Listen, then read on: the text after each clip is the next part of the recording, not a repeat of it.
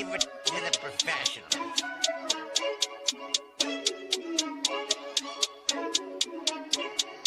Blessed by Gandhi, blah, blah, blah.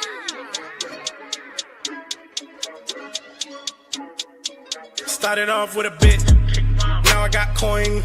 I see where y'all going. Been poppin' since Web 1, hella hoes on Web 2. I was living a dream, now I'm on Web 3. And it is what it seems, topping the pyramid schemes, I'm telling you. I'll sell you a percentage on Nebula. Shout out to Vince, he'll set it up. Surfing on the web and I'm shooting at 3. I've been goated when I got my G. I'm an alien boy from a different planet, yeah. So I got my drink, I'm riding in the 1920s Model T Ford. Call her era lord. Call me Levi, playing on the keys, boy. And I'm about to put my gloves on. If I said it, then I meant that. Yeah, I like that one, I'm about to get that. Crash that whip for the drumsticks, whiplash. I'm about to get them all. Are you with that? In a white boat, surrounded by blue. I want one, but I got a cop too. I wanna fly high in the sky, arms out wide, trying to soar from a bird's eye view.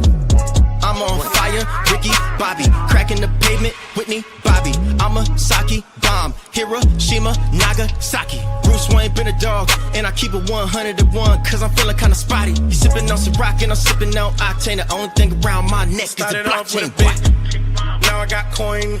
I see where y'all going. Been poppin' since Web 1, hella hoes on Web 2. I was living a dream, now I'm on Web 3.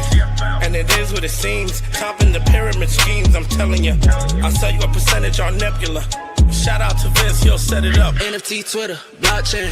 Seeing with the ghosts and we ballin' like LeBron James. Crypto. We can make a trade, get the memo. The field's not falling for the FOMO. Listening to coffee with Captain. You know we worldwide, they loco. I ain't never gonna stop rapping. Orlando, yeah, we working magic.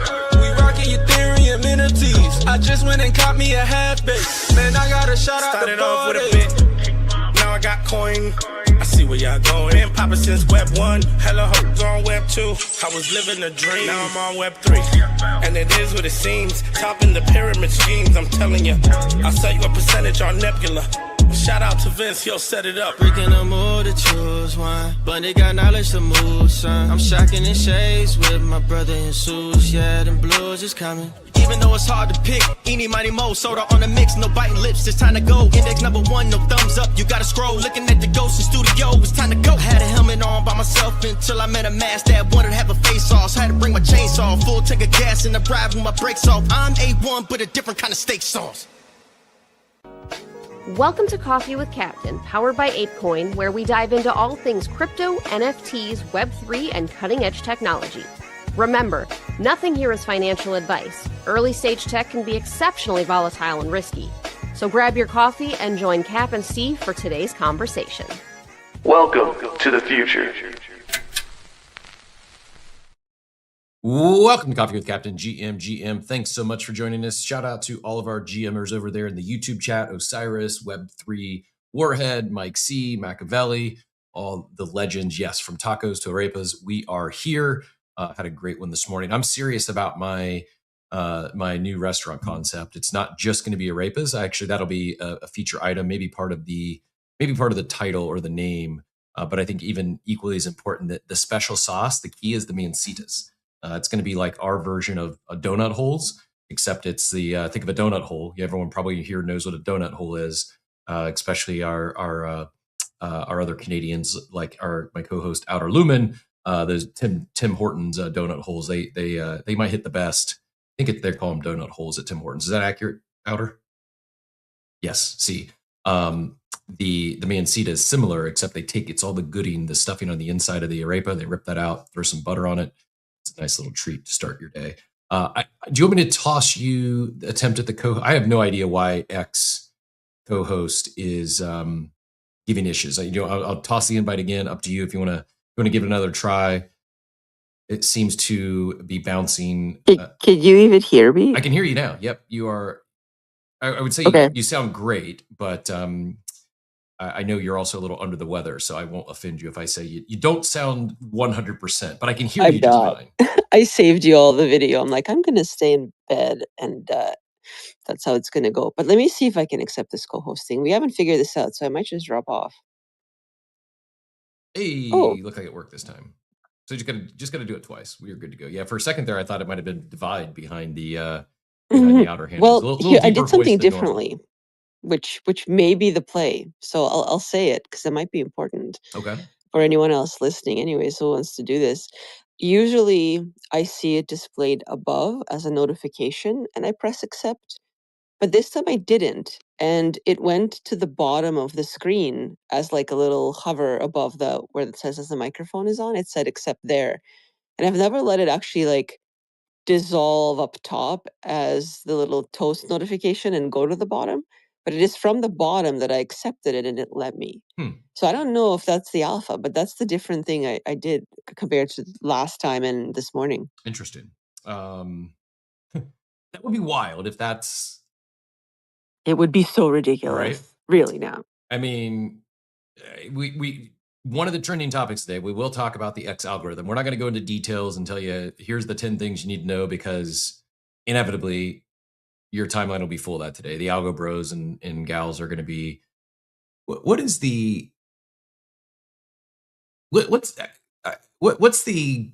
female version of bros? Like if I'm going to say bros and gals, that doesn't sound right. What's the like crypto bros and crypto? Is I thought it was like bro and bruh. Bruh? But I don't know. Is that it? Like B, but I always just thought it was like BRUH, bruh, for everyone. Now this might be it because my 18-year-old daughter, she says bruh a lot. Like she calls me bro. See? So maybe that's it, is the feminine version. This is as I'm attempting to learn Spanish, very feminine / masculine language. I'm also going to attempt to learn better English during this process. It would not be a proper cold open. I know Outer, their whole reason she co-hosts with me on Tuesdays is for the ability to talk about sports ball for a few minutes. We're not going to go deep, but we would be not doing it proper if we did not give the Hoosiers some kudos on their national championship. Outer, you probably didn't stay up late to watch the national championship game last night. But if you didn't, I don't even know what sport. Quiz me. This is great. Did you college say football. Sports ball? What is that? Well, is that I like was basketball, but it's a sport. No, like, that was my attempt to make a joke about you not being a sports fan and calling something sports ball. Football. We're talking about college football. This is with the hands, not the feet, though. Yes, American. Correct. Okay. American football played with hands. It is. He even said looking forward to Outer Lumen's in-depth college football analysis. But yes, the college football played with the hands. The Indiana Hoosiers, it actually is a pretty cool story. They historically have been one of the worst college football programs in the nation. And a couple years ago, they got a new coach, Signetti, and he came in very confident. He actually said when they were his first intro press conference, his answer to a question, I don't remember what the question was, but he says, I just win. Google me. In a very like brash. I'm gonna put that in my bio, Cap. I just win. Google me. That's it. That's all I need. And then he went on to last year. He pretty much just won. Last year was the best season in Indiana football history, I believe. And then he one-upped it this year. They went undefeated, ran the table, beat Ohio State in the Big Ten championship, beat Miami last night in the national championship. And so wait, is Steve Steve would be for Ohio then? Like I don't is that is the town you're in, or is it more like the college you went to? I guess a little bit of both. So Ohio is in the center of Ohio State University is in the center of Ohio. It's in Columbus. And so there is a lot of Ohio State fans throughout the state, whether they went to Ohio State or not. Also, Columbus, Ohio, in the center of the state, does not have a NFL, a pro football team, and so Ohio State football is it's the sports for most college football fans in the state of Ohio. They're the first 16-0 team since Yale's 1894 season. So truly a historic run, and even more historic because it was, before this coach and this program, one of the worst teams in all of college football, to go from that to first 16-0 season in over 100 years. And what did you say their name was? The Hoosiers, Indiana Hoosiers. What is that? I don't know. What is a Hoosier? Like so I say, what is a Hoosier? My brain, what I think of a Hoosier is a basketball player, because while Indiana has been a very poor football program historically, they've been they've got their college basketball program is loaded with tradition. And But like, what's their mascot? Like, what does the Hoosier look like running around on the field as a mascot? I don't even he says a Hoosier is a national champion. That's what it is. How to win life in one day. What is a Hoosier? Don't be a Hoosier. Or be a Hoosier. So it's actually, AI tells me a Hoosier is actually a resident of the U.S. state of Indiana, a nickname adopted with pride, though its exact origin is debated, with theories pointing to direct terms for hill dweller or roughneck, popularized by the famous 1833 poem and now widely used in state branding, businesses, and Indiana University athletics. The official demonym, I don't know how to say this word, DEMONYM, Hoosier, is the official name of people from Indiana, a term officially recognized by the U.S. Government Publishing Office. Origin theories, no single origin is confirmed, but possibilities include a dialect word for a hill dweller or roughneck from the South, a term of endearment or greeting like who's here, a reappropriation of an earlier derogatory term, which Indiana residents embraced. We might have a conspiracy theory here. Hoosiers are actually derogatory racists, popularized in this 1833 poem. That was a joke. The Hoosiers' nest helped popularize the term and shifted its meaning from potentially negative to positive. Its usage today is a source of state pride, used in the state motto, the Hoosier State, by businesses. So there you go. The more you know, brought to you. Von Frutten's day is made because he was probably thought we were going to get a 5-second cold open for the Hoosiers national championship. Instead, we all got educated on what is a Hoosier. It's a person in Indiana. The mascot is a bison. So now the next Google search is awesome. How do we connect? But like so random. Yes. How do we connect a bison? Which I don't believe there's any bison native to the state of Indiana. I don't think so. I've been to Indiana, and the thing I remember is that I think they have the biggest truck stop in all of US. I can't remember the name of it. It escapes me because it's been a minute since I've been there. I'm going to guess a Flying J huge. Or a Pilot or a Travel America, maybe. I'm sure probably a. No, bison actually used to be native to that area.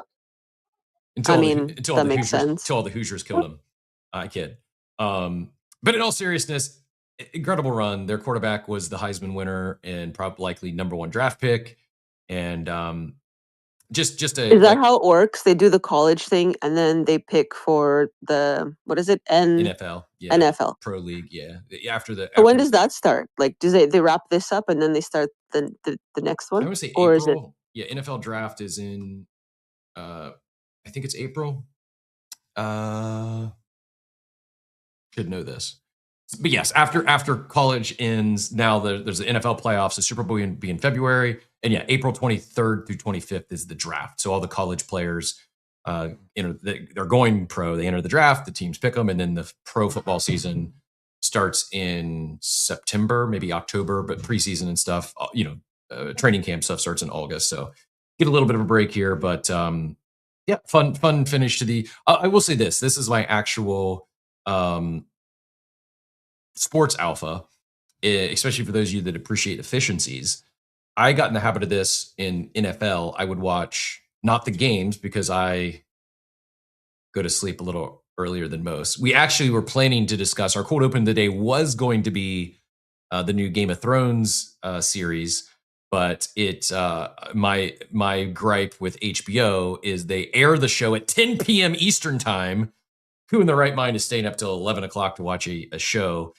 So I did not watch it on Sunday. And then yesterday, I would love to say instead I watched the national championship, but no, I also fell asleep again early Monday night.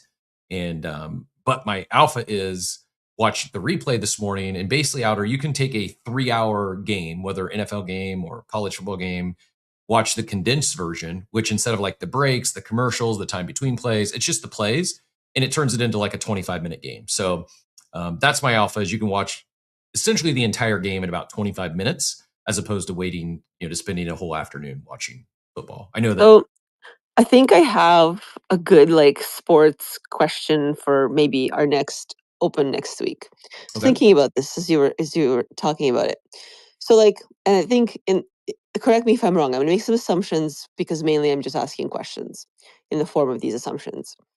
The first one is that if you're like, I guess in high school, you're good at, let's say, football, but I imagine this is applies to more than one sport, but let's say it's football. And then you're offered some kind of like a full-on scholarship because of your athletic skills to go to a school and also get like an undergraduate degree, like a bachelor's degree in something. But like you also have to play. And then the so so you like I don't even know like what major do you pick? Like does somebody ever pick like I don't know in like mechanical engineering and also plays and then discover that maybe they're not that great and then suddenly they're like a 6'7" mechanical engineer that like had a great run in college but then said no thanks NFL, I'm going to be an engineer, or they don't make it to the NFL and now they're an engineer. Like I'm sure this is out there, but do you know like what happens to all the people that don't obviously make it to the NFL and kind of just do their whole college athletics thing? Like what do they do after that? Because Yeah. I mean if it's not your career, then like what do you do? Great question. And coincidentally, we were talking this morning, or I mentioned a throwback former Ohio State quarterback that won a national championship when I was in school there, by the name of Craig Krenzel. And kid you not, Outer, he was actually a molecular genetics major. He graduated with a 3.7, 3.75 GPA, was an academic All-American. And I actually don't, I mean, he did like research in the oncology lab at Ohio State. I don't actually know what he does for a living now. Not only do I know Craig because he was the quarterback when I was in school there and won a national championship, my sophomore roommate, who was on the golf team, ended up rooming with Craig his senior year. So I got to know him, and just a wicked smart guy. While he did win a national championship at Ohio State, he wasn't like the most athletic. I think he did go to the NFL and like maybe played backup for a little bit. I don't know if he ever even started a game. But yeah, to answer your question, like usually the smart ones will play football, knowing that, hey, they're probably not going to make a career out of football, but they get the free ride to a free education and can leverage not only the free education, but often it's local clout, right? You see a lot of college stars go on to become commercial real estate agents or insurance reps or own a car dealership, doing things where their name and likeness is a big deal, and they can kind of lean into their fame, if you will, and get open doors for them, or help success in a small business. But yeah, a lot will, not all, but some will use that opportunity in college to not only get the free education but set themselves up for a successful career. There are a few. I'm sure there's others out there that might be even a better example than Craig Krenzel. It's just the first one that pops to mind. Cap, remember Myron Roll from FSU? I don't know. Myron Roll was a highly touted player in college and even in the NFL, and he foregoed his potential NFL career and was a Rhodes Scholar. Went over to like Oxford, whatever, what is it, Oxford or whatever the school is in England, and got like and he's like pretty sure he's like a brain surgeon or something now. But he was like he's got like a 30 for 30 or something like that on ESPN, where he passed up being he's a neurosurgeon. But he passed up being a NFL player to be a neurosurgeon and Rhodes Scholar. Interesting. And while some will straight up pass on NFL, there's others that have retired early. They've went the NFL route, got a contract or two, and then they retire at like 25 and go pursue, what their career might have been. I don't think there's one right or wrong path, but the reality is even those that make it to the NFL, the average career in the NFL is, I think it's less than 3 seasons. So while people think of like the extreme, the stars, the ones that go get $100 million contracts, the overwhelming majority, even like the highly acclaimed ones, even those that get drafted early, they last on average about 3 years, and a lot of them end up poor financially because you got to realize there are young kids the people they're spending the majority of their time with are often multimillionaires living a multimillionaire lifestyle. They're attempting to keep up with the Joneses. In this case, it's their teammates and their close friends that are worth millions of dollars. They're working off a contract for, even if it's $500K a year after taxes, it's definitely not generational wealth. It's not setting them up for life. And often they retire, or injury sends them out of the league in not great financial shape. Mike C adds, now with NIL money, most will make more money in college than in pros. I agree. I don't know if you're familiar with NIL, Outer, but previously college players weren't allowed to get paid. Now they can. And some of these college players are making far more than they'll ever make in the NFL. And it's kind of changing things in that regard. So there's some people who may never even get drafted, but could make $10-15 million while in college. Joey, go ahead and get back in here. Quick take on if anything else to add to this. And then we do have actually quite a bit of news to get into today. The title, I've got the trending topics, Trove. I'm going to call it a rug. I know we use that term too liberally here in crypto and Web3, but I think this one qualifies, at least at this point. It's looking to be a rug. As a result of that, KOLs coming under fire, in particular for undisclosed paid shills, and new X algo dropped. The X and Grok, they made their algorithm. They opened it up. It's available for all. And so, as I mentioned, you'll see probably no less than 100 or more takes today. A lot of them will be the same thing, but here I read the algorithm, so you don't have to type of headlines. That'll be everywhere today. I did see Bandit jumped up. So after Joey, I'm excited to see where Bandit takes us. I'm guessing has a comment on the Trove situation, or maybe it's wild to me because I think all this, it really is hitting about the same time. From first, it was the death of InfoFi, and then you see it seems like round 2 for the agencies, and then either really bad or really good timing, depending on how you're looking at it, for this Trove rug to occur, because it is bringing to light some activity that just we need to be better. The space needs to be better. If you're getting paid to promote stuff, you need to disclose that. I talked about Trove on this show. Never got paid a dime for it. It was in the news. Talked about it. I planned to get in the ICO, and this is one of those few times we're getting busy and being in the middle of a move, or some might just call it procrastination, actually benefited me because I did not get in the rug, or did not get in the Trove ICO. I apologize for anyone that did get in that, because I talked about it here on the show. Conceptually, that's what I said. Conceptually, it made sense. I think there is an opportunity for hyper niche perp dexes. In this case, it was going to be a one for RWAs, but it's just been a comedy of errors ever since. And like I said, I ended up passing on that ICO. Not that I, made some smart, savvy move. This is going to rug, but rather just got busy with the move. Joey, go ahead, and then we'll get into the headlines of the day. Real quick, so I follow this page on Instagram that they always post like interesting statistics. And in a typical 3-hour NFL game, the ball is actually only in play for 11 minutes. So your whole thesis of I can wake up the next morning and watch the whole game in like a 20-minute recap is completely accurate. Yeah, and I enjoy it. It's usually it's not usually college sports. It's usually, I have the NFL app, so I usually watch like the Sunday night game, the Monday night game, and you can hide scores even. So like I don't see the scores when I open that app, so I don't know the outcome of the game. So it's to me, it's the same equivalent of watching it live. I don't know the outcome. I don't know what's going to happen.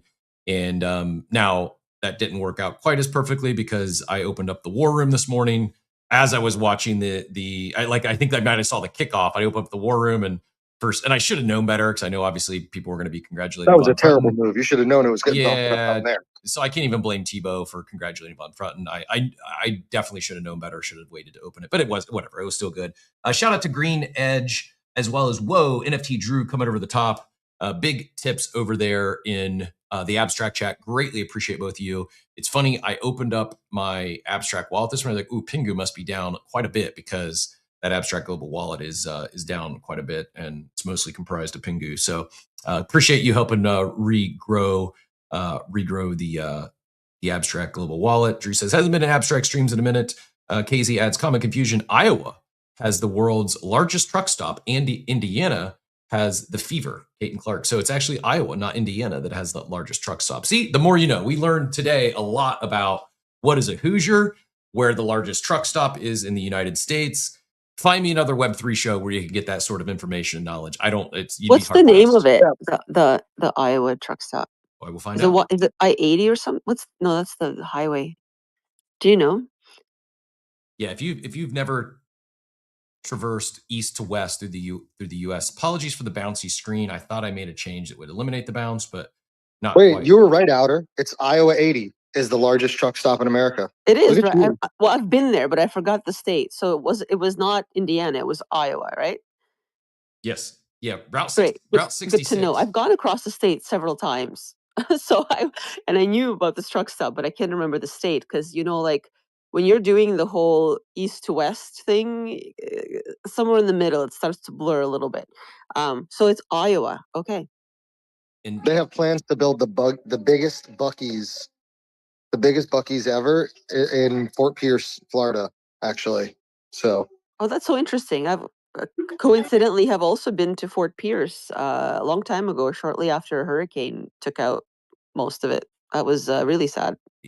Kazi says it's a pilot that goes by the I-80 truck stop just out.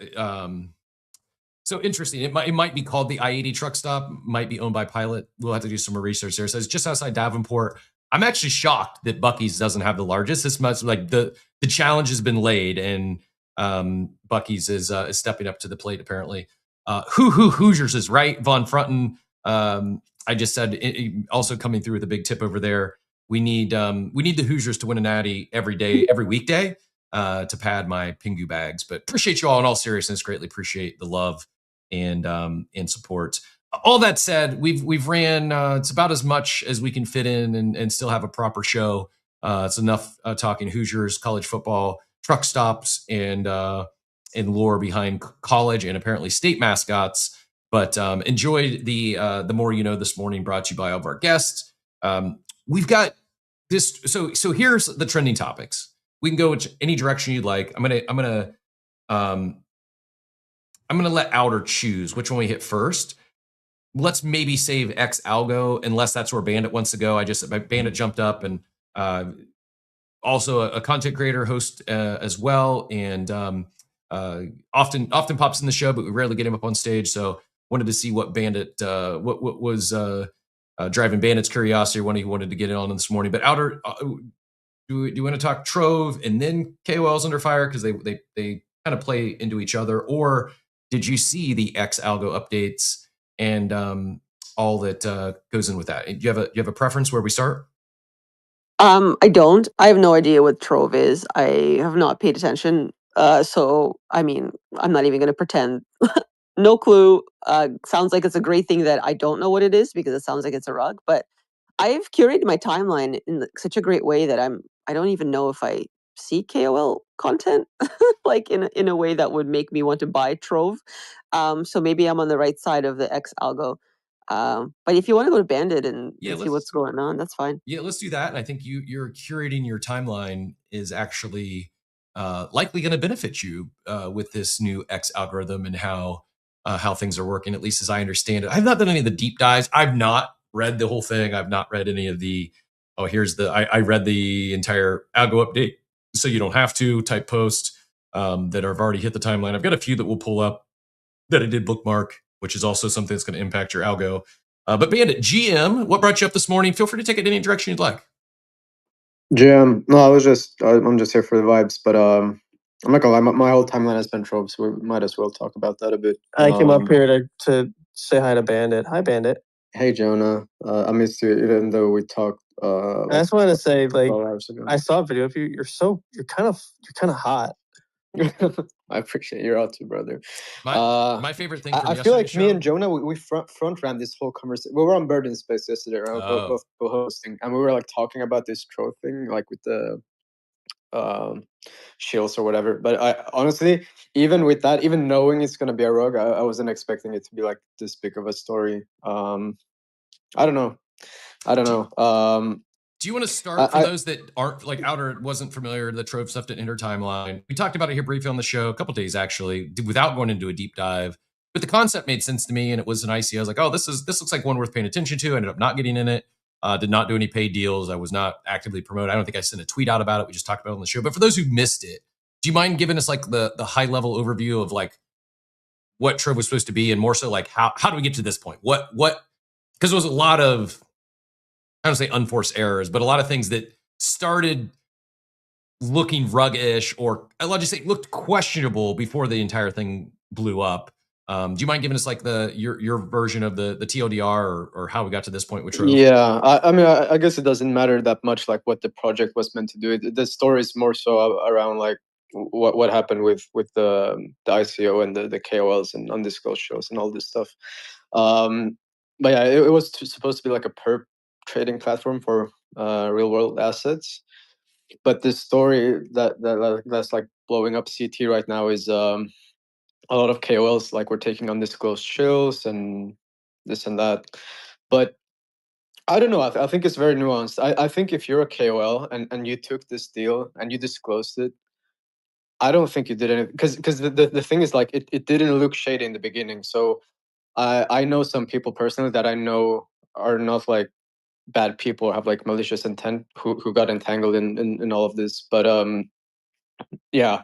So like maybe they took a deal, but the thing is like after a while cracks were like starting to show. Like the Trove team started like postponing things multiple times, saying we're gonna go from Hyperliquid to Solana. There was a lot of shady stuff going on, and then yeah, they just rugged. But my take is like if you're a KOL and you took an undisclosed shill and you shill this stuff, especially like when there's a ICO raise and finances involved, that's on you, and you kind of deserve being outed.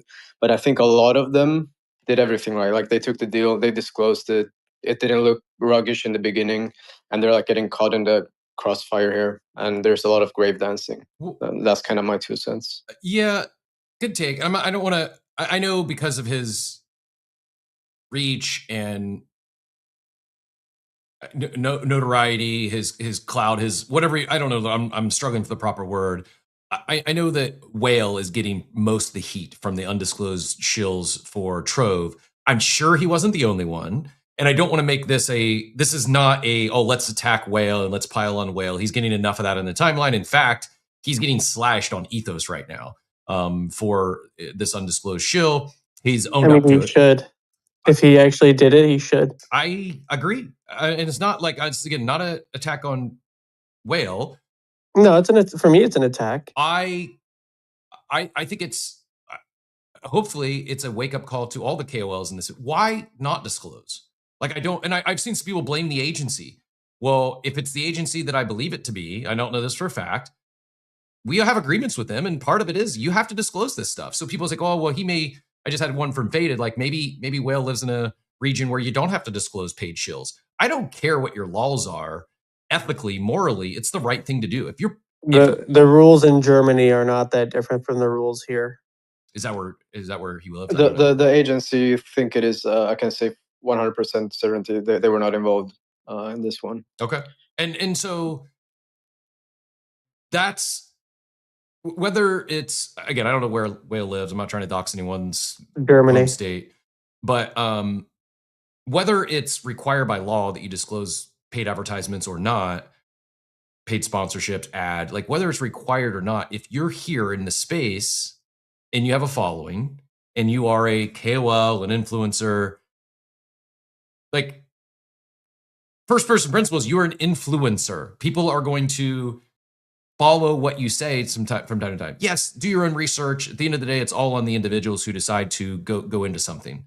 But is this the Azuki PFP Whale who like pretends to do all like data viz whatever stuff? I have him muted, which is why I never know. No, he's basically like Toys R Us data analyst. Like it's data analyst for people who are retarded and don't actually care. Yeah. Yeah, I was like, hard pass. I'm good. I don't need those kind of. No, I'm not. I'm only being a hater because this is not the first time he's done this. But he has what, like, I call this like the NFT cadre, where he is the last line of defense for the average NFT schizo, where if he falls, they believe that NFTs as like an industry fall. And so he's going to have a lot of people who defend him regardless of the detractors. But yeah, no, like I know a lot of people who got this deal and who did not disclose it. Like Why is that, Jonah? Why are people not, at this point in 2026? Okay, I'll tell you. Especially if it's an ICO. A former KOL turned pariah because I just don't care about this stuff anymore. Is one, they realize the deal is kind of garbage, and that saying that you're paid will lower your credibility, but the money is See, is I too push worth it. back. I'd push back a little bit. I think if you disclose it's paid, people are like, okay, he's talking about this because Well, he's I paid. agree. I agree with you, but these guys are also not creators. They're pretend creators, right? They're just distributors, right? So they don't understand what it is to be a creator, right? They just they write a ChatGPT article. They say, hey Grok, make me this graph and make it pretty, and follow for follow, and we're all friends. And congrats, you're now a Twitter creator, right? They don't understand the nuance of actually having an audience that you nurture and care for, right? Because Yeah, their but audience is just a bunch of fucking piranhas who for will jump on some, anything to potentially make money. although for some that have been around for a while, I do think that maybe I'm wrong. I don't know for a fact. I think some of them do also nurture relationships with their audience. I do think some of them build good relationships. I actually think it gives them a little bit of air cover if they disclose it's a paid shill. Like I feel like if I gotten paid, I would have disclosed it. And I was like, okay, So the well, other reason they don't do it is oftentimes that the companies don't want them to, even though it's illegal. if a company asked me not to, if I've passed on deals before where they said I couldn't disclose it, that's a Yeah, hard no for right, me. correct. It's just, and by the way, it doesn't. I'm not a lawyer, but I can tell you, it doesn't matter where the fuck you live. You are presenting this product to U.S. users.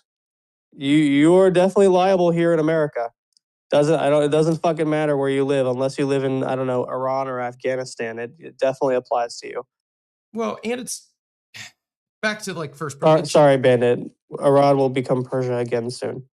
It's just the right thing to do. Like I have no problem with people getting paid to post. I get paid to post from time to time. I get paid to have sponsors on the show. We talk about it. Like now I'm also selective and I don't just work with everyone who wants to cut a check. It wants to be something I actually believe in and support, even if it's they may not make it. They may not be the best operators, but they got a cool concept. It's something new. It's something novel. It's something it piques my interest, and then we'll take the deal. This product was dog shit that they were promoting. You want perps on Pokemon cards?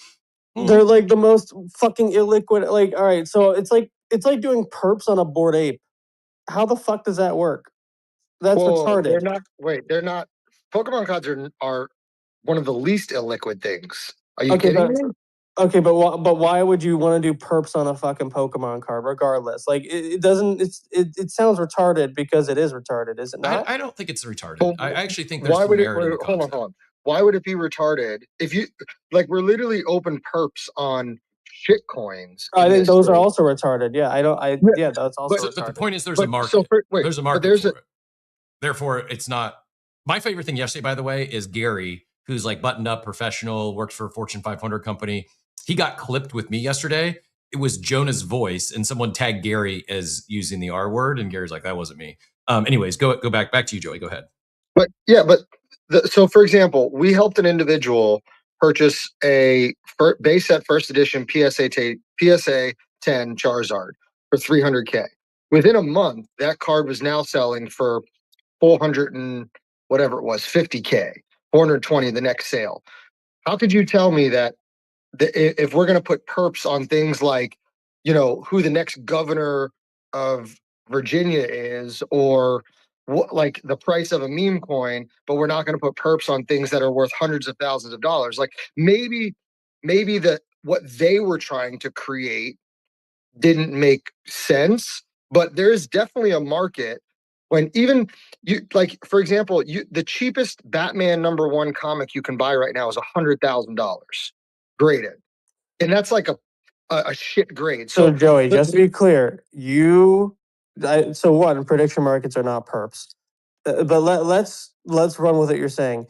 Do you believe that I should take my $5 or whatever, $500, place 50x leverage on a 5-month timeline that my Pokemon card will go from X dollars to whatever on 50x leverage. I just want to hear you say that's a good idea. Okay, wait. Saying it's a good idea and saying there's a market for it are two very There's different not things. a. No, I there don't is, think right? there's There no is. market for perps on Pokemon cards, man. Come on, just not. But Jonah, do you know how big of a market Pokemon cards Yeah, are? to Like, buy the cards or to like you borrow against them, not Hold to on, hold on, perp hold on. it. I think we're like missing the Yep. whole. We can discuss if it's a good product or not, like all Exactly. day. Like that's subjective. I think Thanks, Bandit. it kind of Yeah. kind of it misses the point of like what's happening. Yeah, like what we should be discussing. Exactly. There's a lot. No more cat fights between Jonah and Joey. You guys got to take it offline if you'd like. Like, there's It's a not lot a of fight if crazy you're wrong. products that get launched in I this don't space. wait, Some are like, good, some are bad. I'm not saying this is a good idea, Don't but no to one say there's cares. no market for it is Yeah, different. no one cares. Let's move on from whether it's a good product or not. That's people's opinions. We'll never know because it's not going to make it to the market. It's been a rug. Let's get back to the real discussion as undisclosed promotions, what everything else that went into this train wreck of a launch, whether it was the greatest product in the history of the world or a worthless, useless product, not what they launched or what they were attempting to launch, how they launched it is the story. Let's get back on that. Go ahead, Bannon, if you want to get in here, and then we will. Yeah, I don't know. I just had my thought. I think there's a lot of nuance here. I think it's. I mean, I'll ask you, Captain. Like, how do you feel about? Let's say a project comes to you, they show you a product. There's no. Your followers can't buy it. Like they just wanna like amplification. You don't believe it, but they're offering you quite a lot of money to talk about this. Like, would you take that? I don't want to like take the easy out and say it depends, but it depends. If it's nothing that's like, if I'm uncertain and it's nothing that's illegal or going to harm anyone, and I think the team has good intentions, I probably take it and I just disclose it. Hey, this is a paid partnership. This is a sponsored segment. If it's That's fine, and I agree 100%. I'm in the same boat as you there. I think the thing here is that this was like clearly like people would lose money. Like this is an ICO. You're not disclosing that. That's a slippery slope. I think Yes. that's for me. That's the problem. Like when you're like moving financial markets and you're not disclosing that you're paid. Let me That's ask you not a this. good look. I'll personally like let it slide if it's something like it's just for amplification. I would like disclose it myself. I'm just saying like if I saw someone, hey, check this out, and they don't disclose it, I'll just scroll past, be like whatever. But when you're asking people to put their money in and you're not disclosing it, for me that's a big problem. Let me ask you this, Bandit. Do you view this any different than an NFT mint from last cycle? If there was a lot of KOLs that got paid, some got free mints that were tens of thousands of dollars, did not disclose those. Do you view a pre-sale ICO any different than a NFT mint? That's as far as promotion standpoint and disclosures. I think it's the same thing, honestly. Yeah, as well. If it's not disclosed, even if it's an NFT mint, I think it's just as bad. Yep, I agree. It's you just if we bring back coffee with Captain and it's a segment, a sponsored segment. It's a sponsored segment. It's known.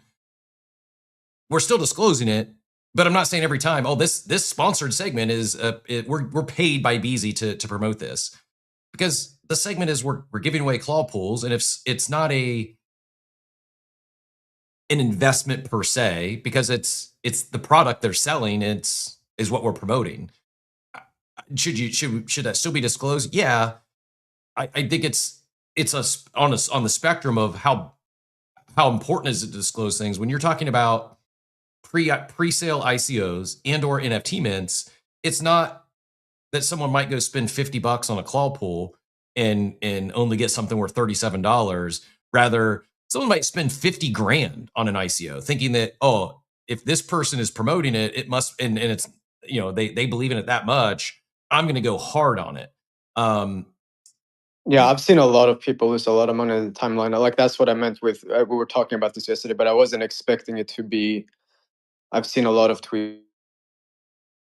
Oh, hear me, I got a call. I've seen a lot of tweets where people put in 15K and they're saying like, oh, I received like $500 back. Like they're just completely wrecked.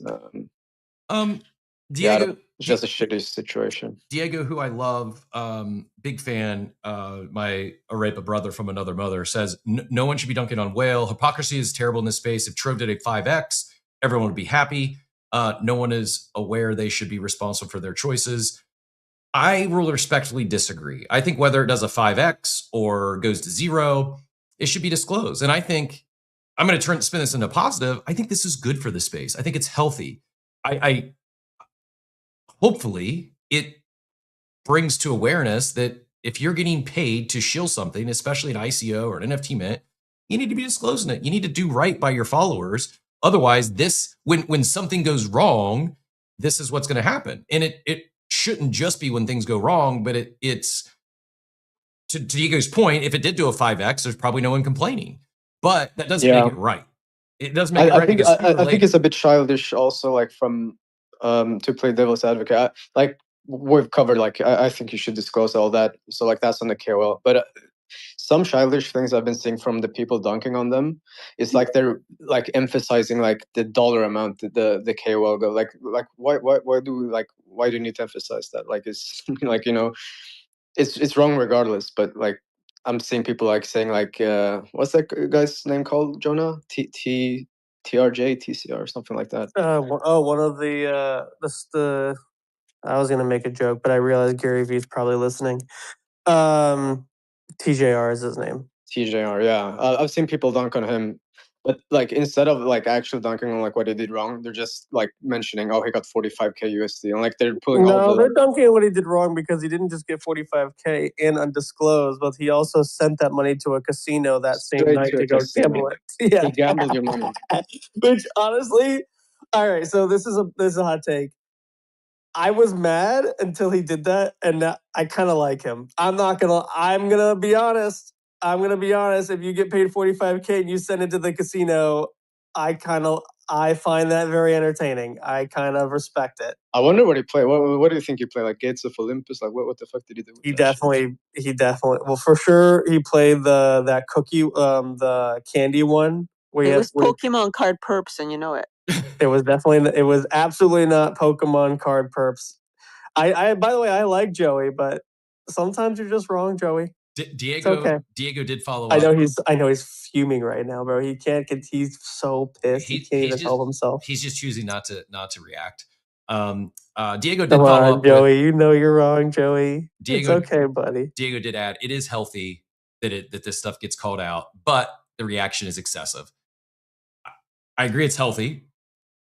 I also don't think that, like, what I've seen this morning is people are coming out of the woodworks to attack Whale. I'm not saying he's right to not disclose this. I'm saying I doubt he was the only one, and therefore he's. He wasn't. He wasn't. He's getting piled I'm 100%. I know for sure. There's at least 30 plus people who like did the same thing, and I'm kind of shocked that like so much of the hate is going towards Whale. But this is why it's so important this stuff gets called out.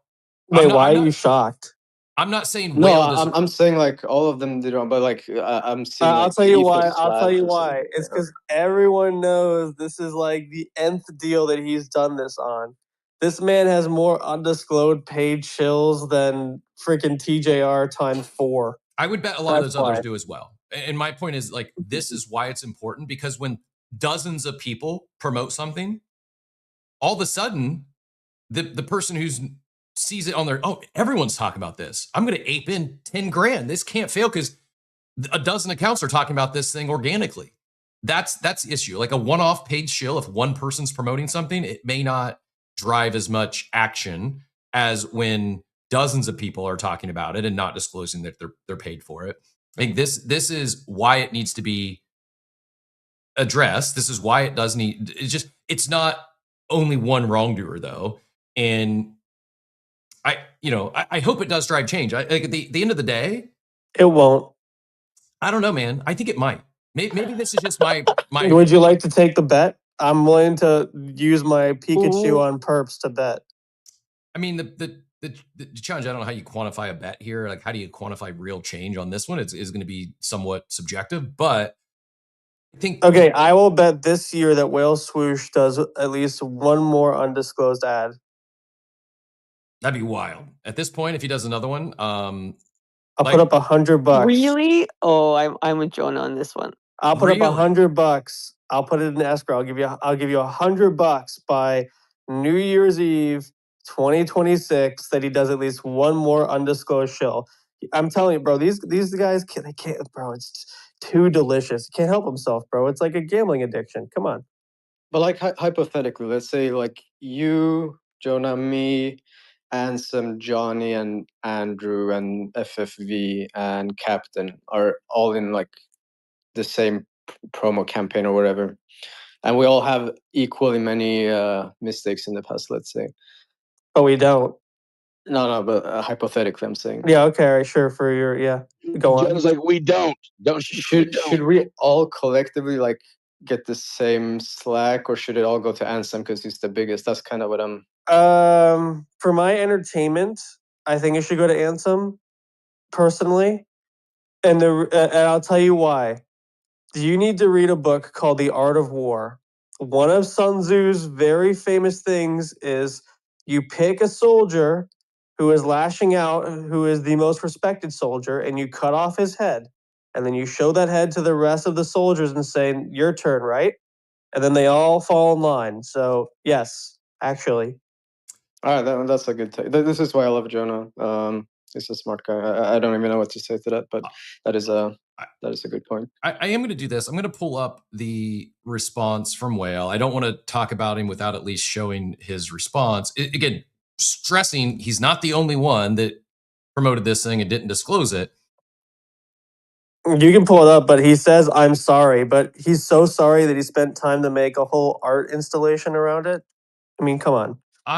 Okay, I low-key want to see this now. I got it muted, so I would never see it otherwise. It's a katana slashing his face saying, I deserve this, I'm sorry, blah, blah, blah, blah, blah. And then in the comments, like, no, Will, how could you know? Will, you're so good. You're such a good person. What I don't understand is his response. By the way, Jonah, you've gotten requests that people want to hire you. FFE wants to hire you for his PR defense if he ever gets caught in a scam. Unbeknownst to him, he would never do that. But if he ever gets duped into a scam, he wants to hire you as his PR defense attorney. Here's the post. Here. This is in the Ethos. I guess this is in the slash in Ethos. He says, for clarity, I wasn't paid to promote the ICO, but that distinction doesn't change my responsibility to disclose. I failed to do so. That's 100% on me, no excuses, and I apologize. So this is deserved slash, I'm sorry for everyone who loses reputation points because of it after putting the reputation behind me. And he follows it up with the wording might be confusing, but to be 100% clear, I was paid, but not for promoting the ICO. Okay, so I'll tell you what that means because I was offered the Trove deal as a supposed influencer. What it is, just so you know, and he left this one part out. Very funny. He's so sorry, but he left this one part out. And I know this, and Bennett knows this because we were both offered these deals, so Bennett can confirm it or not. You get one payment based on promoting the deal, but also part of promoting the deal is you get a major discount for investing in the ICO, which he forgot to leave out. That he gets special terms in the ICO compared to the retail. But my question, what if he wasn't promoting the ICO, what was he promoting? Leading in, No. You're not understanding what I'm saying. I'm understanding he gets a discount. Hear what I'm saying. Hear what I'm saying to you. You get paid to promote Trove doing interesting things, even if the ICO is in the marketing video for the legal sake, because then legally you're not promoting an investment. That being said, which he forgot to put in there conveniently, is, and no other KOL wants to say this because they think they're not going to get deals by saying this, but I don't give a shit because I'm not a KOL. You get, based on how much you write, 20, 40 to 60% off on the ICO, and you get better terms than all of the retail, which, by the way, he did do because he said he put it into the ICO. So he conveniently forgot to mention that he got a discount on his ICO. Isn't that interesting? So That to me, though, you can say what you want. Oh, I wasn't paid to promote the ICO. Oh, he I'm- definitely was. I'm- It's just the legality for him to Yeah, not look like he's going to get sued. I'm 'cause not a judge. but Germans have a good law. I'm not a judge. I think any judge would laugh at that. Like you're promoting this company leading into their ICO. You were promoting the ICO. Part of the deal was you got discount on tokens. I think maybe it's semantics. Maybe it is more nuanced than that. But I would just like he's owned it kind of. I'm not his PR advisor, but I would recommend fully owning it. Not yes, but I would just own it. Yeah, I messed up. Should have promoted. Should have disclosed this. Won't happen again. Not on the future. I'll make sure to disclose everything, whether it's an ICO or not. I think it's irrelevant whether you're claiming to have promoted the ICO or not. Legal schmiegel. It's just anyone that's using logic and common sense. You were promoting the ICO. What else are you promoting? They didn't have a product live yet. Agent, you've been super patient. Welcome to the stage. Outer, I'm going to go refill the coffee as well. So if my video, if I'm not back, feel free to take it wherever you'd like. But Agent, GM, I'll be able to hear you as I step away. GM, yeah, no, just echoing what Jonah said. He's been pretty much hitting the nail on the head. This isn't new. We have like selective amnesia. There's been countless KOLs and agencies that do this sort of stuff. Yeah, it's, you know, for me, it's a matter of like, we don't have much retail coming in, but when you have retail that do come in, or, you know, inverted commas, dumb money, they see these people as people who know what they're talking about. And then he puts out a post that's, you know, deceptively sharing it as if it's an organic discovery of this project and organic investment of this project. It's yeah, it's not good. Like, obviously we're in a space that, you know, there's not much ethics, but yeah, the undisclosed part of things, like, yeah, it's just for me that apology was somewhat of a cop out. Like, you know, he's obviously doing it from a PR perspective, but I think yeah, it's not like Jonah says, it's not like a, well, can never make I cannot be 100% that it's sincere or not, but ultimately I think this is not going to change. Like, we're going to move on from it, and people are going to forget. The news cycles are super fast, and people continue doing it. We were getting a wave of these creator agencies that, you know, are popping up that, you know, no people that don't have experience with marketing and agencies and stuff are just going to be out there to extract from the system. And yeah, you most projects don't want people to promote or disclose what the deal is, because it's not as effective, right?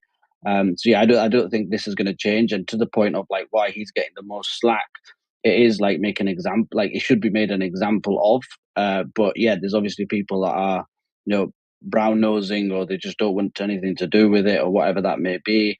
And yeah, he shouldn't, you know, he's not fully the sole person that was doing it. But yeah, as an industry, we need to sort of mature from this perspective, because regulators are cracking down hard on this sort of stuff. They call them influencers and stuff, like generally across TikTok and the likes. And yeah, it's going to come down hard on this side of things as well. That's appreciate you. Nothing's going to happen until Trump is out of power. He's got a good 3 years of crime left in him. Maybe I would put my my money on it. We got 3 years of crime. Don't worry about it.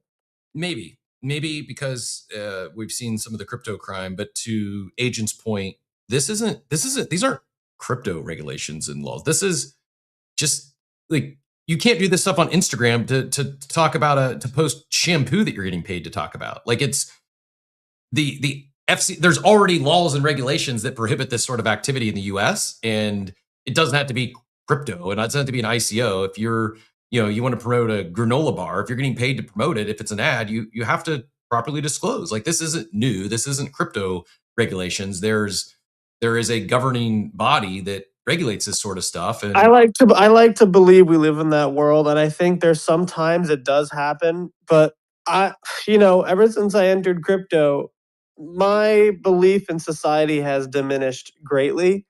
And I think it's more okay to be honest with the reality is that some people just get away with crime. And you know what? They realized that in the 70s and the 80s, you know, the funny saying, forget it, Jake, it's Chinatown. That's just how it is. Forget it, Jake, it's Chinatown. So I'm going to double down on I think this is the silver lining here is I think it maybe doesn't last forever. Maybe it's a short-lived and people go back to committing crime in a month or two. I actually think it could in a week. I think it could clean up the space. I think it could at least make it people think twice before promoting undisclosed shills. They do not. But what makes you like I'm just genuinely curious, and maybe I live in the same cynical wonderland with Jonah there, and that's fine. But like you know, James Clear with Atomic Habits couldn't beat this down our throats more. Even the guy who wrote the How to Fix Your Life in a Minute article or whatever, still saying the very same thing, which is like build a habit of like not believing every single thing that you see.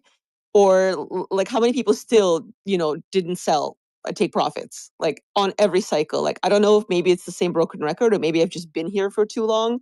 Like it's the same playbook every single time.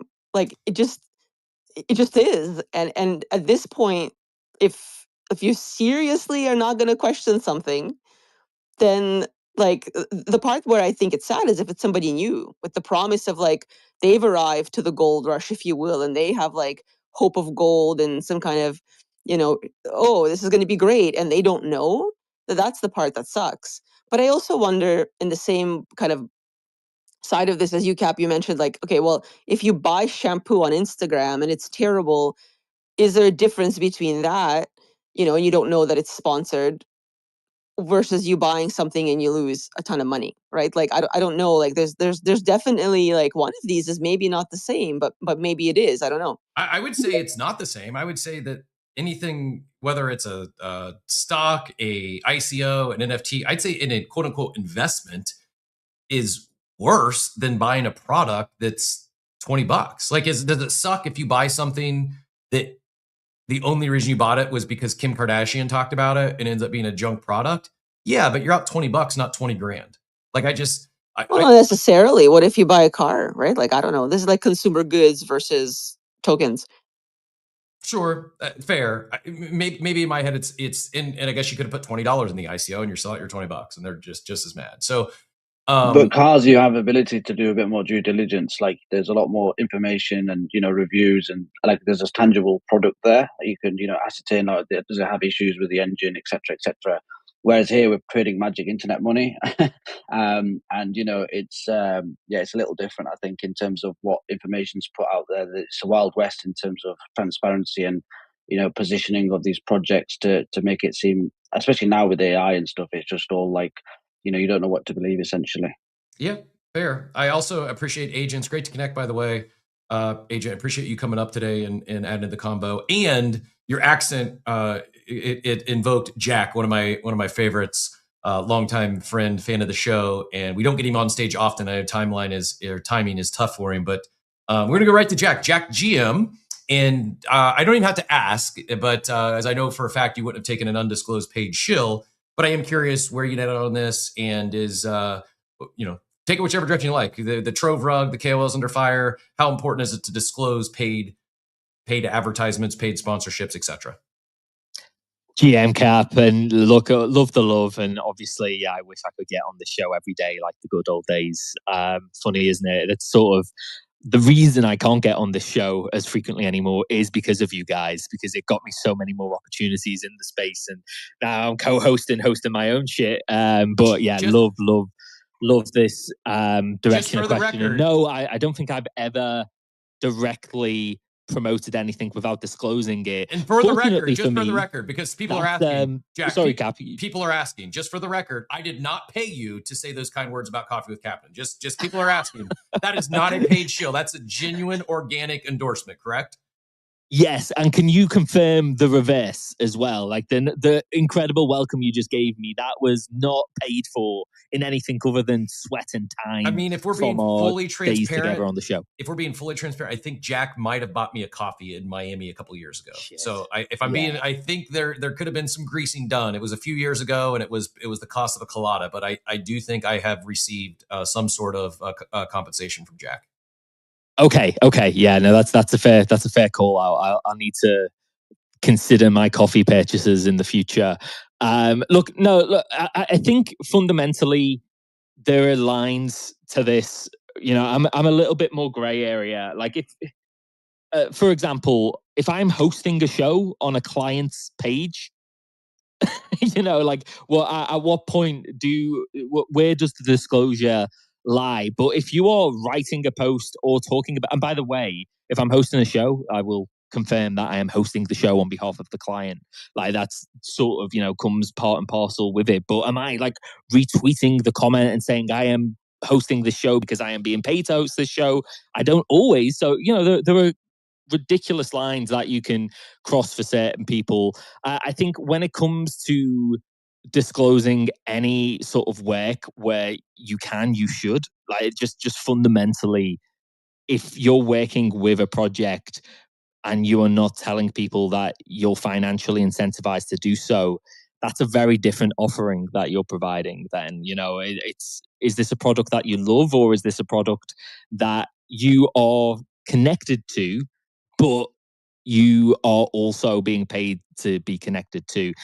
I think a lot of people at this point in time have actually hurt their reputation regardless of if they've disclosed or not, just because of the absolute randomness of their timeline. Like, I think that's another big thing.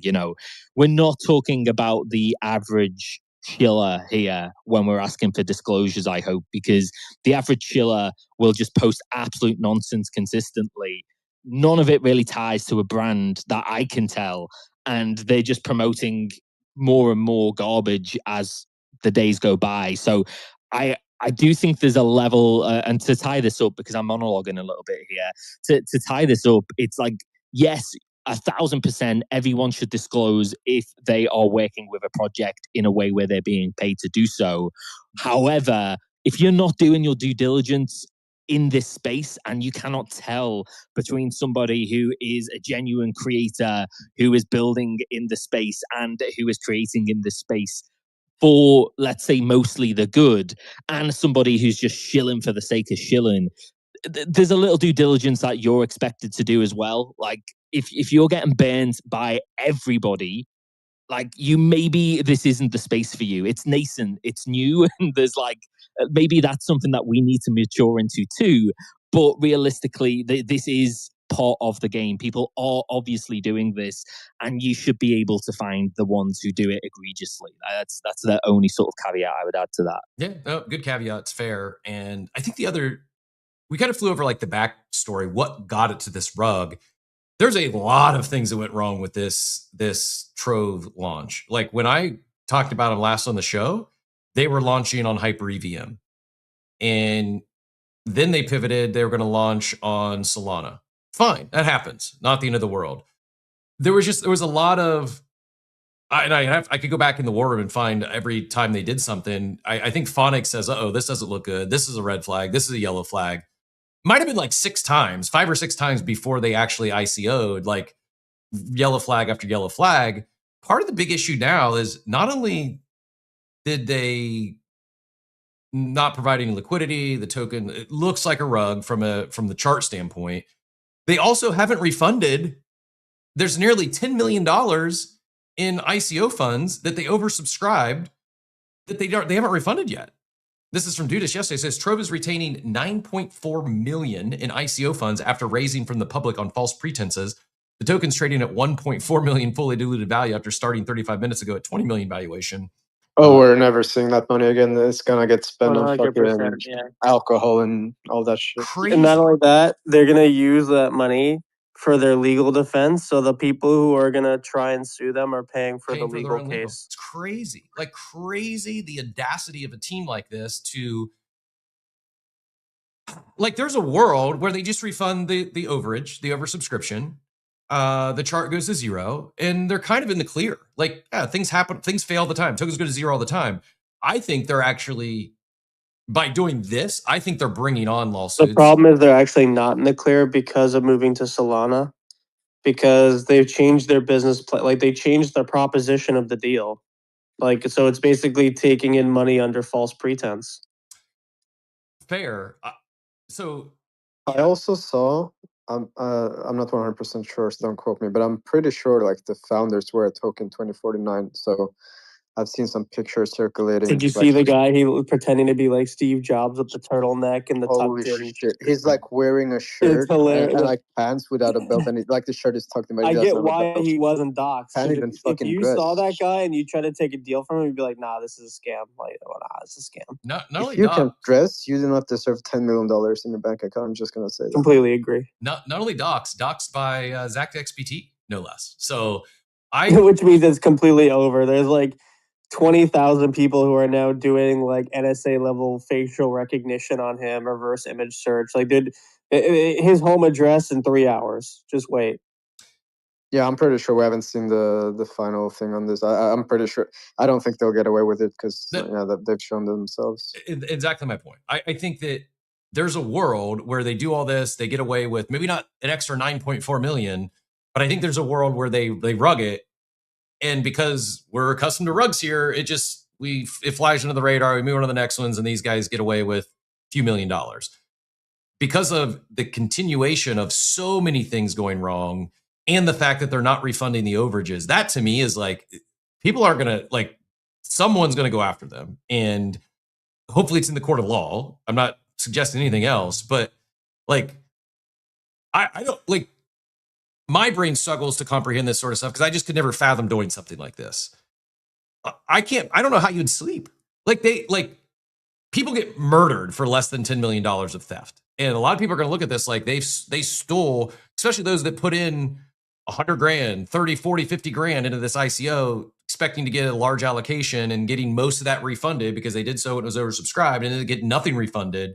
And I don't think it's the end of the story. I'm not trying to make it into something bigger than what it is. I do think that this, back to the silver lining, are we still going to have some of this stuff continue? Are there still going to be undisclosed paid shows? Yes. But now that I think some of those KOLs, influencers, et cetera, are going to think twice before not disclosing a paid shill, I also think brands might think about things a little differently, might require, like, stop asking KOLs to not disclose that. And like, again, not making it about whale, but when a brand is debating, hey, do I pay $8,000 for a tweet for someone that's now viewed as a, like, that people are taking it so far as they're slashing the visual. I'm going to read the slash just so those of you not on video can see. This is from Diddy, who says, this is the actual slash on Ethos. Whale is involved in an undisclosed ad where he got paid $8,000 USDC for promoting Trove ICO, which turned out to be an absolute scam. First of all, there's been zero communication about his incident from this side. He has since responded, even after several people called him out. So it shows he doesn't care at all about farming his followers as long as he's getting paid. Second of all, there was a lot of red flags about the project before the ICO started, so you can't say it was unexpected. Whale is a resident of UAE, where undisclosed ads are strictly illegal and have penalties up to $1 million AED for this. As someone who's seen to have a high reputation and established a score of 1793 on Ethos, I think it's fair to say this score is not deserved, and that's why I'm slashing him 203 points, the maximum he can do. Now, I'm not saying like a Whale going from 1,793 to 1,590 is all the difference in the world, although I could grind a little bit and I could actually have a better reputation score than Whale.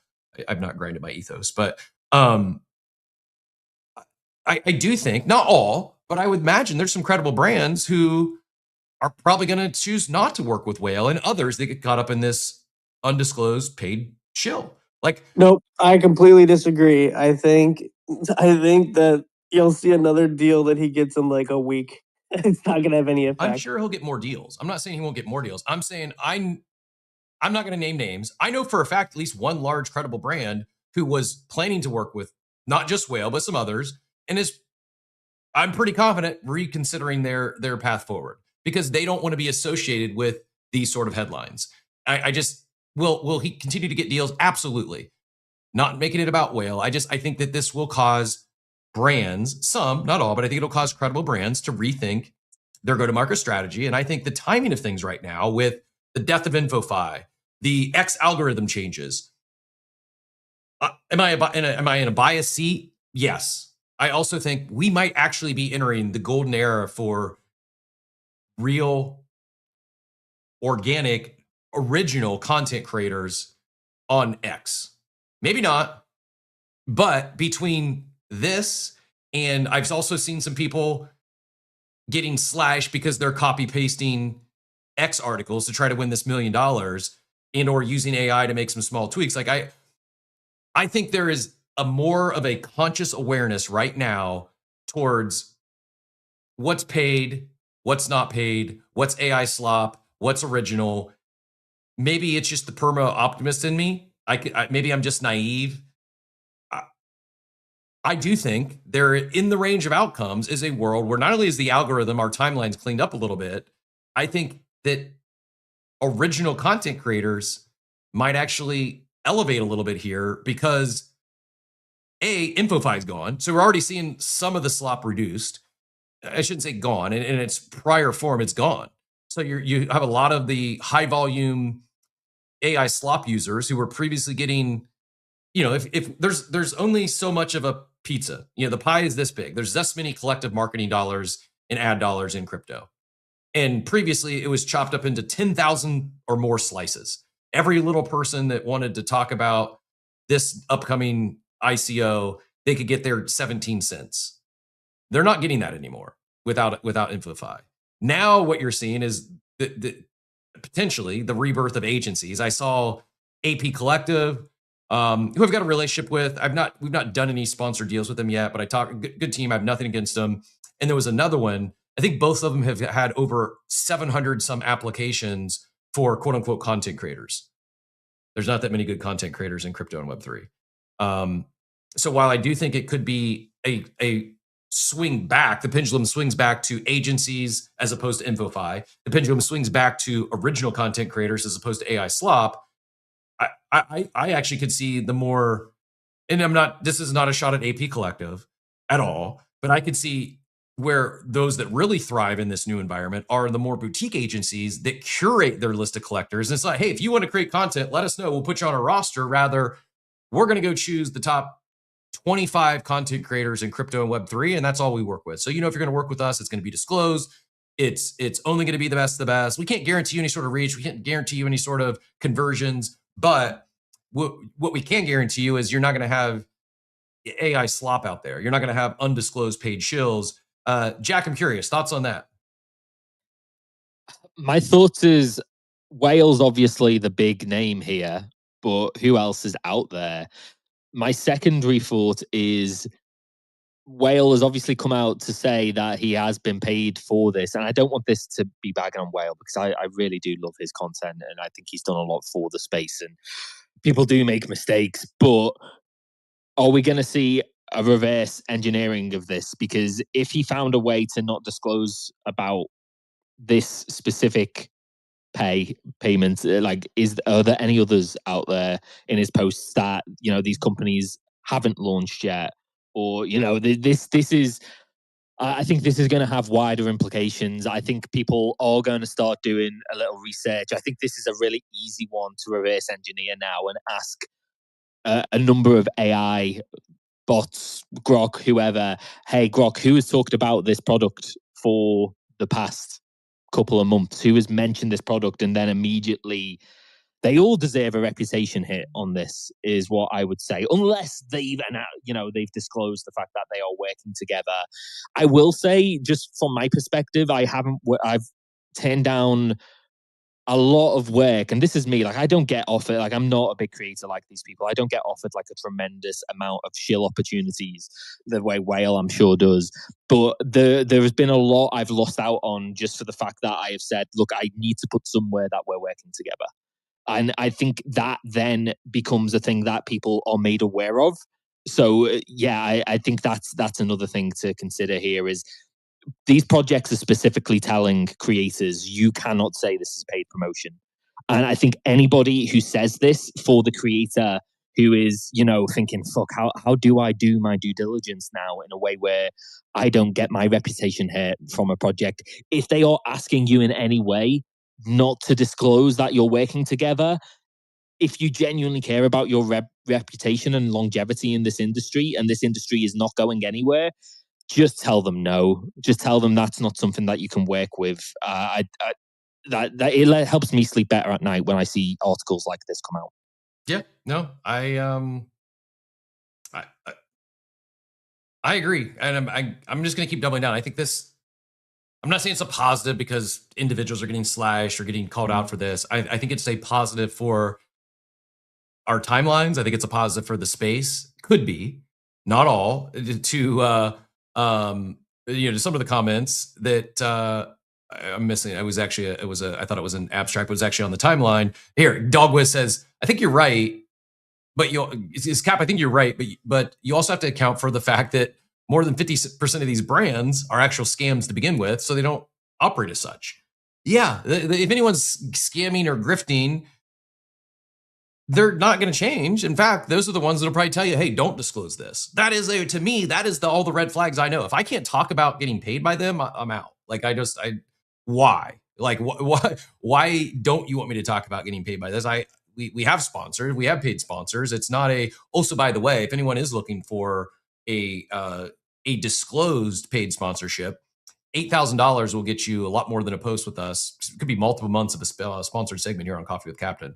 Just throwing that out there. But in all seriousness, I do think it will cause not just individuals to rethink. I think it's going to drive brands and how they're operating. I think it will drive positive change. Diego adds Zeet certified creators could win traction here. I'm not saying it's just Zeet or it's a certified creator program, but that's kind of like summing up where I think that the space might head is more of curated, certified. I don't know the right word for it, but less of a free-for-all wild, wild west. I understand it's crime season in crypto in the US. I think this is, despite that, I think this could help drive some positive change when it comes to the world of what people are talking about. And I also think like a lot of the complaints you saw when InfoFi got nerfed by Nikita, while the farmers, the yappers were pretty, upset about it. Those that were building InfoFi companies were upset about it. You saw a lot of people praising it. You saw people saying Nikita saved X. Because they don't want to see that stuff on the timeline. I think it's a situation where, like many things, sometimes less is more. Quality is better than quantity. And that's kind of where I net out, as I think all these changes happening coincidentally that they happened at the same time. But this Trove rug, the undisclosed paid shills, the death of InfoFi, the X algorithm change / open source, I think all this is driving towards more quality paid content over quantity. And if I'm a crypto native brand, I would rather work with a team of 3 to 5 high quality creators that I know are respected, as opposed to a InfoFi leaderboard where I've got thousands of people talking about us, but no one really cares. They've either muted it or they checked out and there has been a lot of comments about, I muted this person because all they are is paid shills. I muted this person because as soon as I avoid anything that this person's involved, and as soon as it became an advancer for Open Ledger, I quit while I was behind. That's kind of my point. Is I know that, and I'll quote him because it's in the abstract chat. I know Mesh doesn't speak for everyone that's a crypto participant, doesn't speak for everyone that's on crypto Twitter. I know for a fact he's not the only one that thinks like that. I've seen a lot of other. I'm not gonna out them. And again, it's not making it personal about anyone. But there's a lot of people said I blocked this person, I muted this person, because all they became, in their view, was a paid billboard, and it wasn't things that they really believed in or had a lot of thought or great takes. It was just the only reason they're talking about this is because they're paid to do so. And now, if they didn't already think that, now that question is going to be in the back of anyone's mind when they're reading something. Is this paid or not? Is this person talking about this because they truly believe it's world-changing technology and could be the next big thing? Or are they being paid to say this? And I don't know, man. I think it's going to cause a lot of second guessing, a lot of doubt in audiences. And how are those impressions, are those views really worth $8,000 or $5,000 or $20,000, depending, fill in the blank. What are the brands getting for that? And in some cases, not only not converting, in some cases now, some of this will be viewed as a net negative. There's at least one person who, if a known KOL is promoting their product or brand, they're out. That's the opposite of the intended effect that these brands want to have when they're paying someone to talk about the product. I just put something in the comments. It was from September 2025, 7.5 million views from Zach XBT. And he shared a price sheet of 200 plus crypto influencers and their wallet addresses from a project that they were recently contacted by to promote. From 160 plus accounts who accepted the deal, I only saw less than five accounts actually disclose the promotional post as an advertisement. And this was fairly recent, but if you go back, BitBoy era, there was countless instances where there was like somewhat of these scandals. Maybe the environment was a lot more busy, so but they were notable. But like I think echoing what Jonah said, it's there is a continuation of this. It may take a little bit of a backseat for a while, and then it'll come back again. But I think I've seen personally from my work that some of the brands, they don't see this as an effective tool because there is a general distrust with influencers as a result of this. Until the next wave of new retail come in, then it may be effective again. But yeah, for me, I think it's all about the authentic activation, and people a lot of these shills are pure shills, right? They're just paid shills that they don't believe typically in the project or whatever, and they're just promoting it. But I did some work with Aether Cloud, and it was at the same time working with a different project, and the influencers that were activated were just spamming out something that there was no soul to it. But when we did the Aether Edge devices, the hardware devices, which was something tangible, there was influencer activation around that front, and it was completely different. They sold out multiple rounds, and because there was something that people believed in, right? Like the GPU shortages, there was a thesis behind it, and it was interesting. But yeah, man, I hope it does change. I think we do need some form of regulatory clarity, because it is like the Wild West, and like Jonah said, this is just how things are, and it has been since I've been here since in 2017. But yeah, it's not. Because I'm going to go right back to you, Agent, and then I'd like Outer to weigh in on this, and then we'll bring in Tariq, who just joined the stage. But I don't, like, you were here before me. I only became really an active participant, let's say, starting in January of 21. And even then, I don't think it was like this. Like you mentioned BitBoy, and not to single out another individual, but he used to get a lot of FUD, a lot of slack from the crypto participants, the circles I hung in, because of unpaid or undisclosed paid shills. And that was don't do this, avoid this person. They're a scammer because they don't disclose they're getting paid to promote these tokens. It was commonly talked about avoiding people who were not disclosing paid ads, to where fast forward to today or last week, it became, I don't want to say it became acceptable, but it didn't, I feel from my perception, it didn't carry the scarlet letter that it once did in say 21, 22. Is that? Yeah, I think that's fair, but I think it's how long are people? There's only so much. I call them sentinels, Zach XBT. He makes it like his whole branding is about calling people out, right? You scammed this, did this a few years ago, etc., etc. But other than that, we have we have a selective memory, and there's no accountability other than people saying, "Hey, don't follow this guy."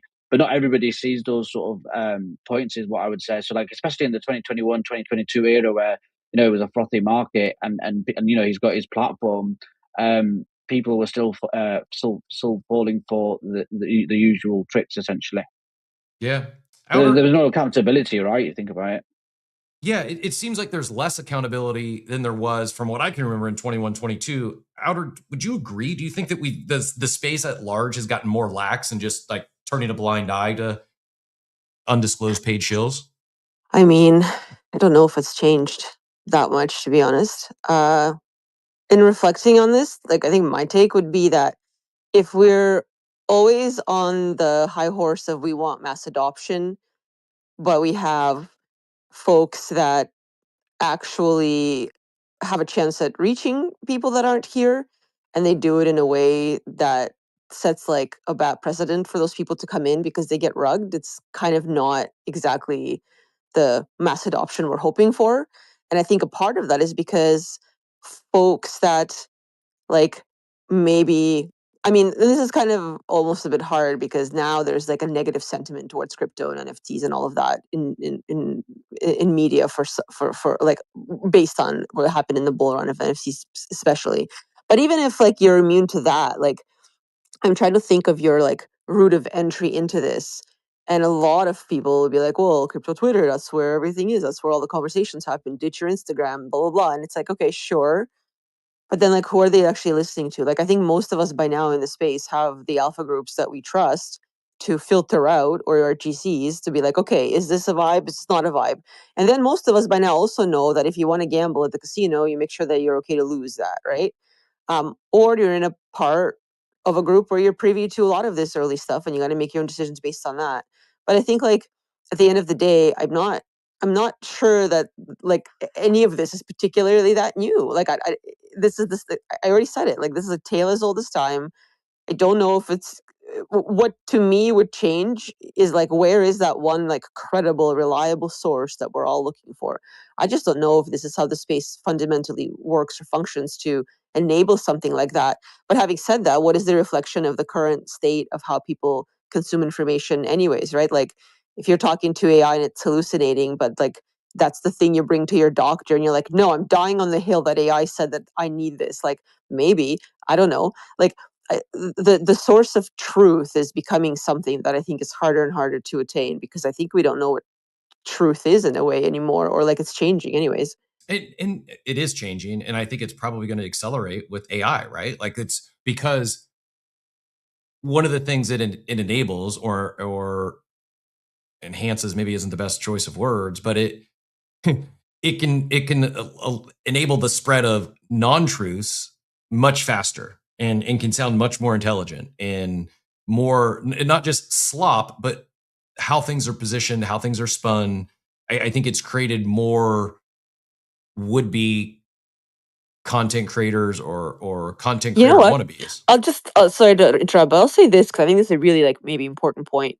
I was driving with my kid and I asked him like how like what would you need to get into, I asked Bitcoin specifically because I was curious. Um and it's so interesting. So he's Gen Alpha and he's like, look, I don't know who to trust except for you, cliche, but like, you know, your parents, sure, to like actually get information on like how I would want to either be a day trader or do whatever, right? Like I'd have to point him to some resources because I've already been here. But for him to come in and explore this, like where would he go? And so my point is that there is already an inherent mistrust, even in like the younger demographic, because having been rugged in like so many Roblox scams as well, coming from that side of things, like there's no like there's already trust issues, is my point. So like I don't know if this is exactly a thing where like, yeah, if you're already coming in with trust issues, but you're curious about crypto, like, do we, you know, who are they? Like, who's the shining light or the one resource? Like, you know, is it NFT Now Media for NFTs? Like, is it CoinDesk's like blog? Like, who do we have that like, you know, because when I thought about pointing my kid to a source, it would be me, my partner, and like maybe the war room, some folks in there, like people I've met IRL or trust, or people I've worked with, right? Like, but that's not like that's him having, I guess, privilege and having parents that are in this space, right? Like, but for those who don't, I don't know. Like that's, I know I'm asking more questions than I have answers, but it just reminded me that what you were saying, Cap, reminded me of that conversation I had with him because I was so hyper aware of asking like barely a teenager this question of like, how would you get into Bitcoin? And literally it was like, is it not a scam? Coffee with Captain is the answer, Outer. That's what you're looking for. Where does the source of truth? We'll be wrong often, especially myself, but we'll at least own it when we're wrong, and we'll tell you if anyone's paying us to be wrong. That I can assure you.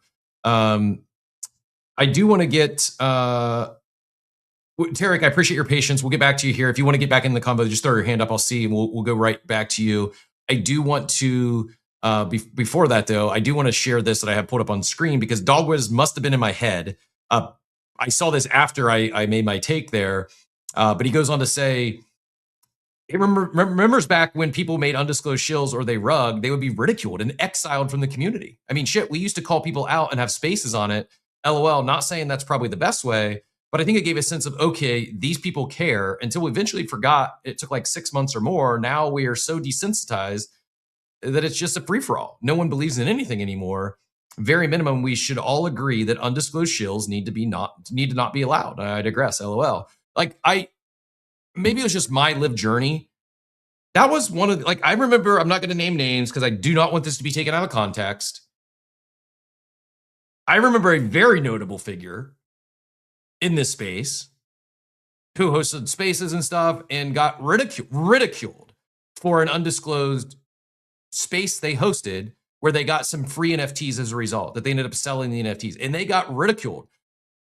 I didn't pour on. I might have made a comment on the timeline, and then I think we unfollowed each other, and like maybe 6-12 months went by before we ever reconciled, and the person owned up, apologized, like, yeah, it was, I should have disclosed this, blah blah blah. But I vividly remember this interaction where it was a very notable figure, and for the longest time I was against this person. I was like, no, they're I don't know what they're the way they're moving is not what I want to associate myself with. And I took it too far. I went to the extreme. They're not a bad person, but that memory vividly stuck in my head that a notable figure got ridiculed for getting free NFTs that they ended up selling, and they didn't disclose they got free NFTs for hosting a space with someone. Whereas, like, I'm not saying everyone is doing this; they're not, but it just seems like undisclosed paid shills have become much more commonplace. And when they get called out, it's like, oh, that's just another undisclosed paid shill. Carry on, no big deal. Whereas in recent memory, this is the last time I can actually see someone like coming under fire for an undisclosed paid shill. I think it's a positive. I think it's a good thing. Let's go back to Jack, and then we'll get Oxy in here. Sorry, Tarek's hand is still up to me. Oh, I don't see Tarek's hand. Appreciate the heads up, Tarek, or Jack. Tarek, my apologies. My spaces is apparently broken. Let's go Tarek, and then Jack, and then Oxy. Tarek, GM, appreciate your patience. Yo, GM, my man, it's okay, it's okay. I love this show. I can like stay in my hand for 10 years. I don't care. Actually, we were talking about this yesterday, me and Agent and other persons. Is the problem is with KOL things and this? It's why you don't say it's a paid ad. Like, we all know it's a paid ad. Why you are putting the shotgun on your face and not saying it? Like, at the end, everyone in this world, and especially the crypto world, is a toxic world for real. Like, everyone will blame someone, and at the end it will go to the bigger account, because it's okay. We all know it's a paid shill, because you don't tell me you are going to write 300 lines just because you love the project. No, it's impossible. We know at the end it's a paid ad. And please just say it so people don't judge you. And at the end, the people will judge you, because everyone would love to judge and put you on the fire. So a lot of like the project that you are making, like he needs a lot of KOLs, and making let's second KOLs. It's a scam project for me. Like, let's say Trove. We were talking about it in some groups, and my friend told me I invest in Trove. I told him why. I told me I like the. I told you him in one sentence. It's a scam. It's 100% scam. Agent, no. Like, I told him it's a scam, man. They gonna rug you. And he told me no. The project is cool, and a lot of people talking about. Man, it's all over the platforms of the platforms for KOLs. They need people to rug you. The good project don't need KOLs, a lot of KOLs to like make this project amazing. The good project is a good project without this paying ads.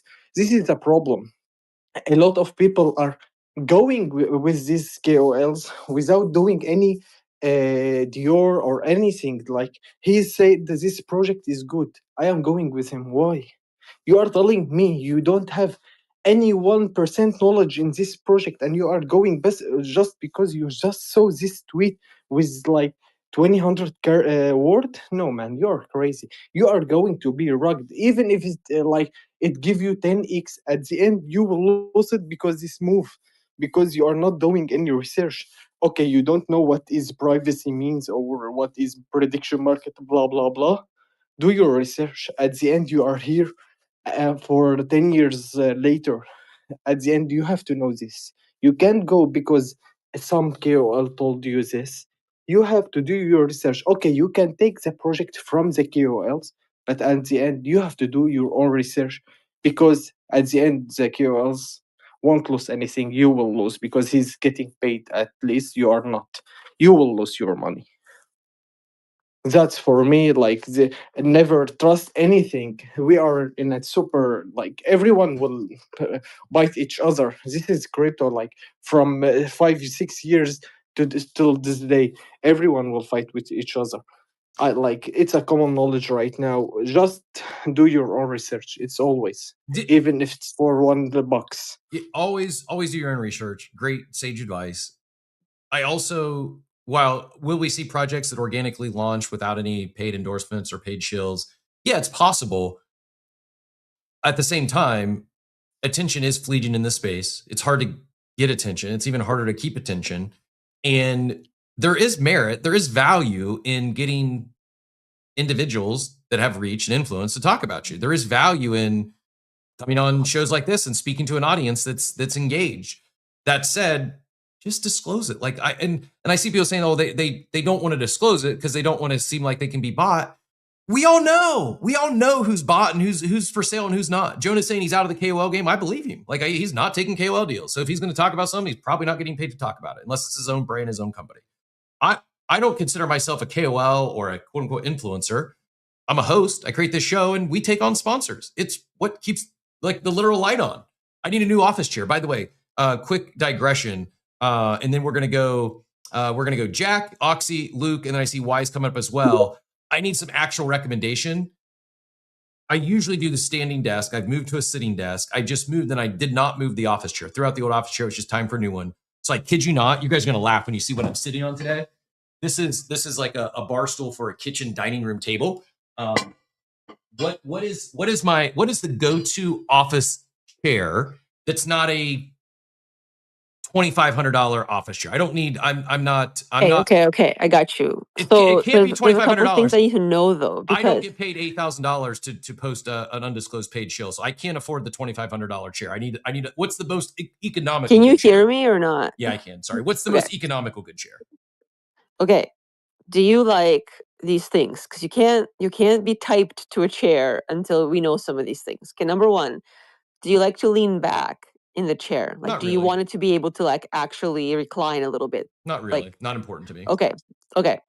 Do you like crossing your legs when you're sitting on your chair? Yes, but not at the desk. I'm a leg crosser, not as aggressive as Gavin Newsom, but I'm a Like leg crosser. my current office chair is this like thing that reclines a little, but also I can cross my legs on it. It's like super like yeah, they have like a thing. They made a chair for cross-legged folks, so that's me. But I went through a bunch of things. I'm just gonna DM you some. There's a cool chair by oh my god, what's that company? It's just like super streamlined and sleek. I think it's maybe like $800, but it's like heavy duty and pretty comfortable. Divide loves them. We have like 3 of them. So that might be your vibe. I'll send you the cross-legged one just so you can see like what that's about. But then there's also gaming chairs. So my son is like all into the gaming chairs. So it's like, do you need a headrest or not? Like I do not, but some people like their whole like all-encompassing chair with the whole like lean back in the headrest situation. So there's like the world is huge here, Cap. Like you kind of have to know how you want to sit, to be honest. I sit for, let's say, 3 hours a day. The rest of the time I prefer standing, but I need to sit during the show. So something that's just comfortable on my butt, something that is coming from my butt, my lower back. And yeah, I don't need to cross my legs at this chair. I don't need to lean back. I just need to be like, and actually, even before this chair, like when I was standing, I'd sit on the fancier stool. I do put a pad on it, so I'm not that hardcore. But I I don't like necessarily a rigid back because I feel like when I don't have a back, it forces better posture. This could be a myth. This could be really horrible advice, but I will definitely take your recommendations into consideration, as well as anyone else has any good economical chairs that are good bang for your buck, soft cushiony butt. I'm soliciting recommendations in the chat. And actually, you know what? Even better yet, if there's anyone out there listening that is interested in sponsoring a segment or wants to do a live read or even a sponsored interview on Coffee with Captain, I can be bought. I would trade a sponsored interview for this chair that Outer's recommending. If someone wants to buy my love and have me, now I'm going to disclose it. If you tell me I can't disclose you bought my chair, deal's off. But if someone is open to me disclosing that you bought my office chair, you'll probably get a lot more brand awareness than just the one sponsored interview, because I mean, naturally, anytime the topic of chairs get brought up, I'm going to bring up who bought my chair for me. So this is probably the best bang for buck any sponsor's ever got. It's something I would use every single day, and you'd continually be top of mind. Back to business. We're going to go Jack, Oxy, and then I don't see any other hands. I did see Luke and Wise for a second. Outer, are you seeing any hands on stage? All I see is Jack's right now. No, I don't. see 9 any hands. office chairs just got bought across the community. Like I'm telling you right now. Next week, you're going to tune in. There's going to be like a row of 6 chairs and 5 chairs. I got a new chair of the day. Today's daily market update is brought to you by Klanos. They sponsor today's chair. Tomorrow is going to be brought to you by Burbs. They sponsored my Tuesday chair. And this is the new path. We talked about making changes to Coffee with Captain. My producer needs a chair as well. So if we've got 6 There'd be a new sponsors, chair PFP launching in 3 days. if this was 2021, we would have a chair PFP collection dropped by in about 17 minutes. Jack, go ahead and save me from the chair. Unless you have a chair take it whichever I direction you do. like. I always, you should know this by now, Cap. I never will stop you going completely unhinged and over a topic that's got nothing to do with the title or the crypto space. So Herman Miller would be my recommendation, and people who are like, ooh, Herman Miller. The thing about it is, I have chronic back issues, and that's the only chair that I specifically have experience on, that when I get up, I don't make the old man sound. You know, like when you get up and it's like, ugh, like I don't make it on a Herman Miller. So that's the only example I will give you. There's so many ranges to these chairs now. I can't remember the exact one I have. But it's comfortable. It does lean back. You can cross your legs. So if you don't lean back, it was quite funny because I was leaning so far back, as you were saying that. I was like, how does this man host shows? But all of that to be said, Herman Miller would be my go-to choice. They are the goats for a reason. A gaming chair. It's the most. Anytime anyone asks for chairs recommendations, Herman Millers are the ones that are most recommended, I feel. I also, because I know how expensive they are, I'm afraid if I get a Herman Miller chair, I would be accused of taking undisclosed paid shills. Because that's like, how you rich? might as well buy a Tesla cap. How rich are you if you can afford a Herman Miller office chair? I kid. Jack, I'm sure that that was kind of true. Yeah, maybe. I think I did definitely pay for this chair with undisclosed shills, to be fair. So, I doubt that's why you had your hand raised, though. What? Feel free to take it whichever direction you actually wanted to go before I went on my chair. Yeah, no, I think I am like transparently just considering about disclosures myself right now. I'm like, where does one draw the line? And how does one draw the line? Because, for example, I host shows for Unfungible. They are a marketing show. Every single show that I host for them, it references the fact that they're hosted by Unfungible. I have Unfungible in my bio. You can check it out directly from my bio page. It also says within the image that these shows are powered by Unfungible.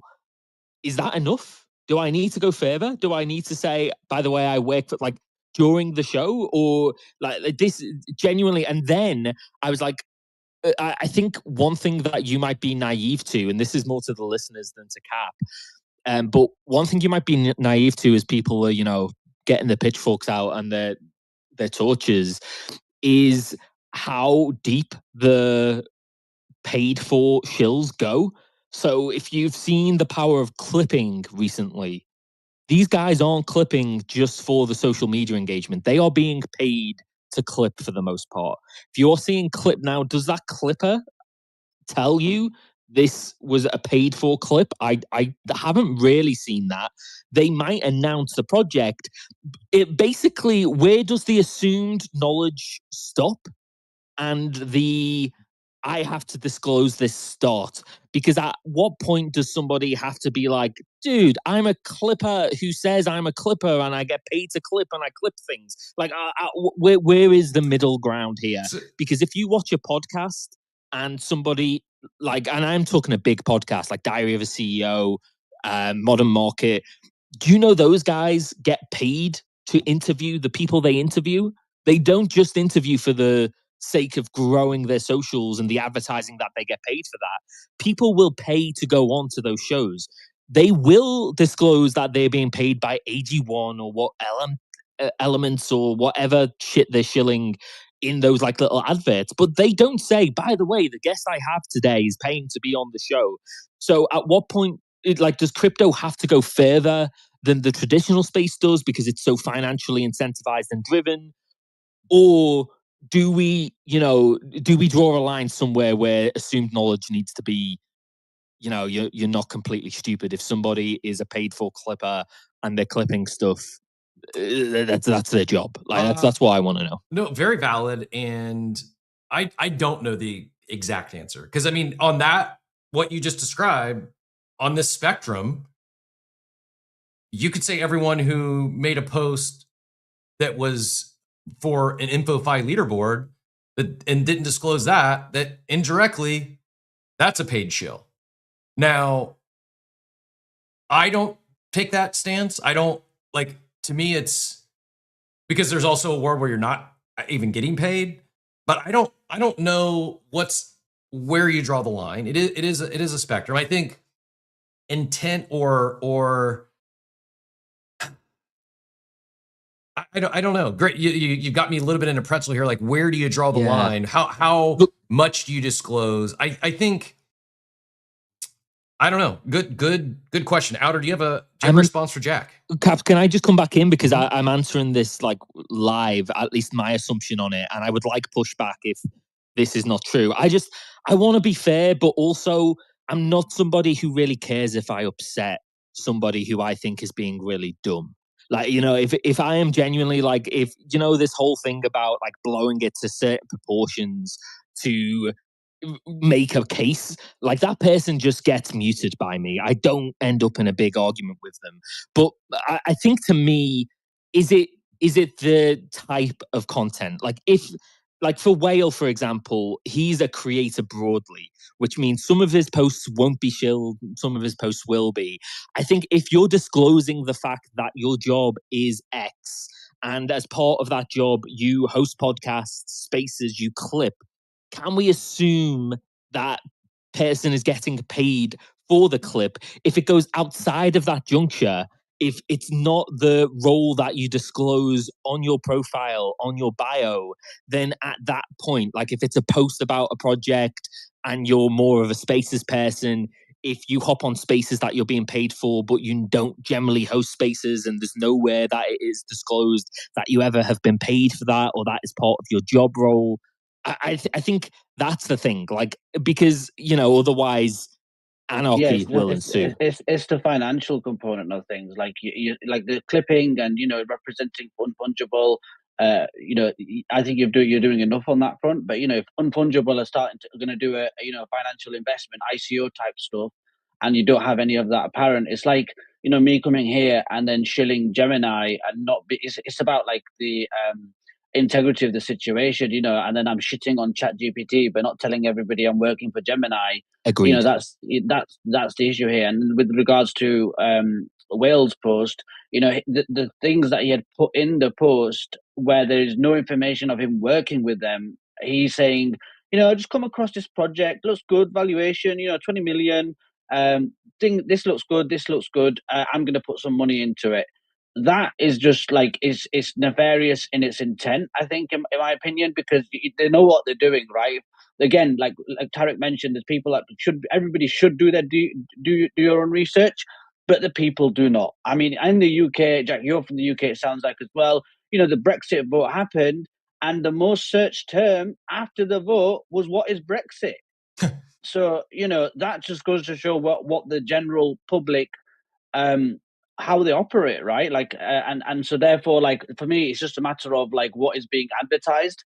And like I think I mentioned before, like the regulators are looking to clamp down on this sort of stuff, and yeah, that's what it said. And to that point, and I've lost hands again, so I don't know. I think Oxy's up next, and then we'll go from there. We'll go Oxy, then Luke, and then anyone else. We're nearing end here, so if anyone does want to get on the conversation, give us a hand up or wave, and we'll do our best to get everyone in here. I think where what I don't know, maybe frustrates isn't the right word, but what frustrates me the most about undisclosed paid shills is I do think there is a overall lack of trust for as it relates to the crypto industry, specifically by people not in crypto. And now, do I think new entrants, this is the first thing they did is they got into crypto and they saw the undisclosed paid shill and they decided to ape in $1,000 to the Trove ICO? No, I don't. Maybe it happened. It's possible, but I don't think a bunch of new normies, a bunch of brand new people got rugged on this thing. I think it's likely that the overwhelming majority, if not all, knew what they were getting into. Maybe they didn't realize the amount of undisclosed paid chills, but I think they know the risks that they were taking on. Part of where I hope things tighten up a little bit and there's a little more accountability and a little more disclosure is just for the reputation of the space at large. For if and when we do get a wave of new entrants into the space, that they're not getting duped by this stuff. Because man, that's a one and done. Someone comes in and this is imagine if your cousin, brother, sister, mom, you've been talking for years, they finally get in crypto, they get on crypto Twitter, they start paying attention to things. You say, oh, here's a few accounts to follow. This person knows a lot about this. And the first thing they do is the Trove ICO. They're done. They're never coming back. Like that's part. Now, again, I don't think that's the case. I think most of the people here or that were involved in the Trove ICO were probably crypto natives, but that's the more this goes on, the more it continues. That does create a new and even bigger issue beyond just the crypto native degens that are aping into the daily runner. Oxy, go ahead. GM, sir, appreciate your patience. What's your thoughts on Trove or KOLs under fire? Yeah, unfortunately, I do have to jump for a call here in a minute. But so I guess a couple things. So one thing, related to the modern market guys and their interviews and stuff like that. BTech actually posted in their Telegram today about how most of their interviews actually aren't paid, which is interesting. And he's like, obviously they disclose it, and you said that, Jack, is like if there is a partnership or if they are getting paid to do an interview, they'll disclose that. But it was interesting. He posted. He's like, unless we say otherwise, a lot of these aren't paid for, which I thought was an interesting aspect of it. But like, yeah, I know, kind of like what you were just saying a little bit, Cap. But like, I think we're all just really jaded to what happens on crypto Twitter specifically. Like, I think you guys have to realize we are so far in the trenches of what crypto and blockchain is. I would be willing to bet from now until like the end of like crypto, like the end of time, what we're going through in this little super small subsect of crypto and blockchain is very different than what most people are going to experience as it relates to crypto and blockchain.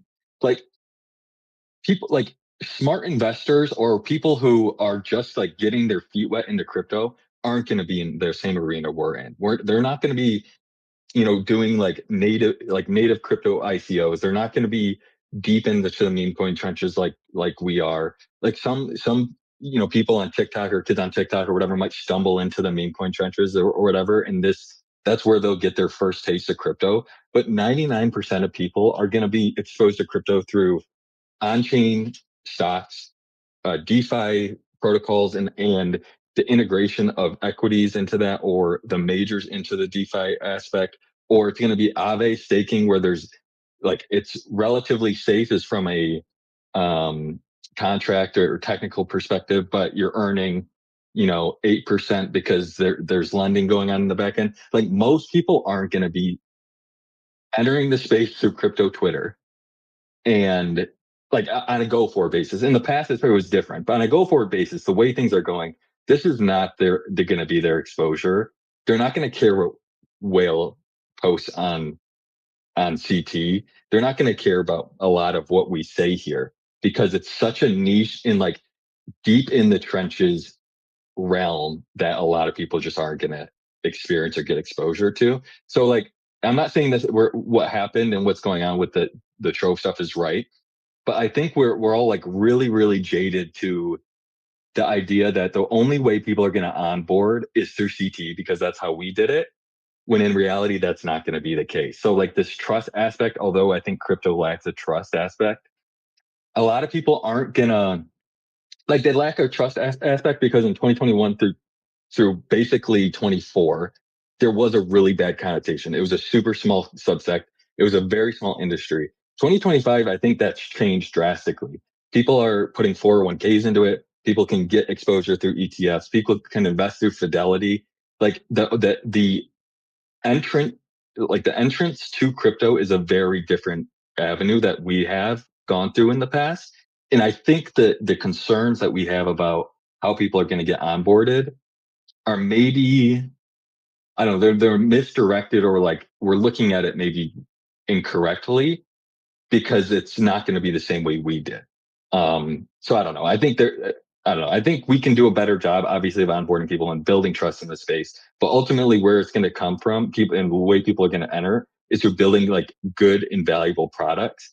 Which, like, not going back to that whole conversation, is Trove was not a good and valuable product. I mean, at the end of the day, I don't think it was a good product in and of itself, but that's not going to be the way people enter the spaces through a very crypto native degen ICO that some dude with a couple followers on Twitter posted. Fair. I agree. Our onboarding very different than someone coming on and into the space in 2025. Was Trove going to change the world? No. I still would say conceptually, like I'm not in the market to go buy Pokemon cards, but I would trade a Pokemon card at 10 to 40x leverage if I could, just because if there's nothing else interesting going on in the market, I could feel something. Now, am I going to do that every day? No, but I do think there is a niche market for perps on RWAs. But to your point, it's not going to be it's not going to be someone that's not here. That is hyper degenerate. It's just for this space. Probably not many others. I mean, the perps TAM is going to continue to grow, and I do think there's an opportunity for some to build out hyper niche product lines inside of that vertical, or there was, maybe not anymore. People don't even touch it after this debacle. But Gary asking a question. Grok, explain the FTC disclosure rules for social media posts and podcasts. Keep it simple and relevant to crypto. To which Grok responds, here's the FCC rules. 47 CFR 731212 requires broadcasters to disclose sponsors on radio, TV, sponsored by blank crypto firm. This applies if podcasts air on licensed stations, but not purely online ones or social media. Interesting. For crypto promos online, FTC guidelines mandate clear disclosures like if paid to avoid deception. SEC may also require if security is involved, always check current regs. Let's go. I see Kikov up here, and then if anyone else wants to get in, Luke, I saw your hand up earlier. It's down now. If you want to get in, we'll go to you next. Did you still want to get in on this combo? Go for it. Somehow I'm joining from PC today, so my hand is going up and down. Don't know what's happening here. But yeah, glad I stumbled into an old people space where they also talk about gaming chairs. I need a new one, and I have a gaming desk. But what I actually wanted to say is Whale is, in my opinion, actually one of the good ones. And I think he just made a mistake on this one, because if you look at his profile, every single post of him is actually a chill. You can see that in every post. Oh, I'm happy to bring awareness because I'm partnering with XYZ, or this is brought into attention with whatever he's promoting, Magic Eden and all the stuff, other things. I think he had 30 promotions last month. So he's more like a billboard, and everyone that doesn't know that, I think is wrong for following him anyway. And I wouldn't follow any advice on him for trading or getting into an ICO, because I know that everything that he does is basically paid at the moment. So can I push back on that a second though? Yes, I agree. I view most Whales posts as just a paid billboard. I understand what he does. I'm not hating the player. I understand the game he's playing. That said, when someone does disclose most of their post as this is a sponsor I'm happy to partner with, et cetera, when they don't disclose one, I think it's even worse, because then it gets people, oh my goodness, this is someone who last month they 30 out of 30 things they showed were all paid. This one he's not even paid and he's talking about it like this. This must be the real thing. I'm excited about this one because it's not a paid shill. I think, yes, you can identify this person usually or all, quote unquote, always discloses their sponsorships. I think when one slips like this, it makes it even more harmful potentially. Yeah, but the problem is I struggle with some parts of disclosing, similar to like Jack said in the beginning. Like, I have an ambassador badge. I work and get paid for Medieval Empires, and I post about them almost every single day. Do I need to put, hey, by the way, they pay my rent because I'm working for them? Do I need to post that every time I do that? I don't. Otherwise, you would just see it's me clear posting you're an employee. It's clear, like someone goes on your profile, you're clear Yeah. to be like, yes, I think that's fine. Like, but here, like Captain said, it's the point of the deceptive post of it all. Like he said, I'm partnering with these, and I assume that's probably through the Reach network because of what Bandit said earlier. But here is a side deal, and the project has probably specified or whatever the deal was in relation to not disclosing it, and that is just like there is no affiliation with him and this project, and it's deceptively seeming like it's a shilling of it, right? Organic shilling or organic participation, whereas yours, you're talking about the project, you're consistently talking about the project. You click on your bio profile, it's clear you're working for the project. There's no issues there, in my humble opinion. But I have another question then. So, like, I mean, now it's not that relevant anymore. But if I farm an InfoFi campaign and I retroactively get an airdrop from the content that I did through InfoFi, do you need to go back to every single post and disclose it as an ad as well? Like, I think that there's a gray line. What he did was wrong, and in Germany you go to jail for that stuff. Trust me, even if you make a mistake, you go to jail. And I'm 100% believer everything should be disclosed. I try to do that on, like, I do stuff for Immutable, for example. I always put it either in the text or down below. And it's not that hard. People, if they follow you for your content anyway, they don't care that much. But I think on this one, he actually did make a mistake. But where do you draw the line? In Germany, it's pretty strict. You have to disclose every single thing. You need to do it in the beginning. Even if you have a podcast, you need to say in the beginning, oh, by the way, this is sponsored by. But I think on this one, he actually is a billboard, and his job is promoting stuff on crypto Twitter. If he would put that in his bio, would that be enough to not disclose anything and just write, hey, by the way, all my content is sponsored? So I think it's hard to draw a line between, was that an actual mistake, and did he, because if he gets, for example, paid once by that company and he does a second post, which is totally unrelated maybe to the first one, do we need to disclose, hey, I was paid on my last post from them? I'm genuinely asking because I don't know how that works. Yes. Yeah, facts. Like, back to the InfoFi platform question. I mean, Dave's in the audience to see. We was on a stream yesterday talking about this. Like, a lot of people I didn't look at the fact that there are compliance issues. Who's accountable? I do not know, whether it's the platforms or the creators. In my opinion, it's definitely not definitely. It's my opinion, it's the platforms. But these are things that probably the platforms were aware of or whatever, because they are advertising on behalf of a client to their distribution network, right, via creators. But yeah, to answer your question, like, it's absolutely clear that you can't just say, oh, I shill projects, I get paid for it in your bio, and then it's a catch-all. There needs to be explicit things, because there are things he will talk about generally, and you have to specify that, in my opinion.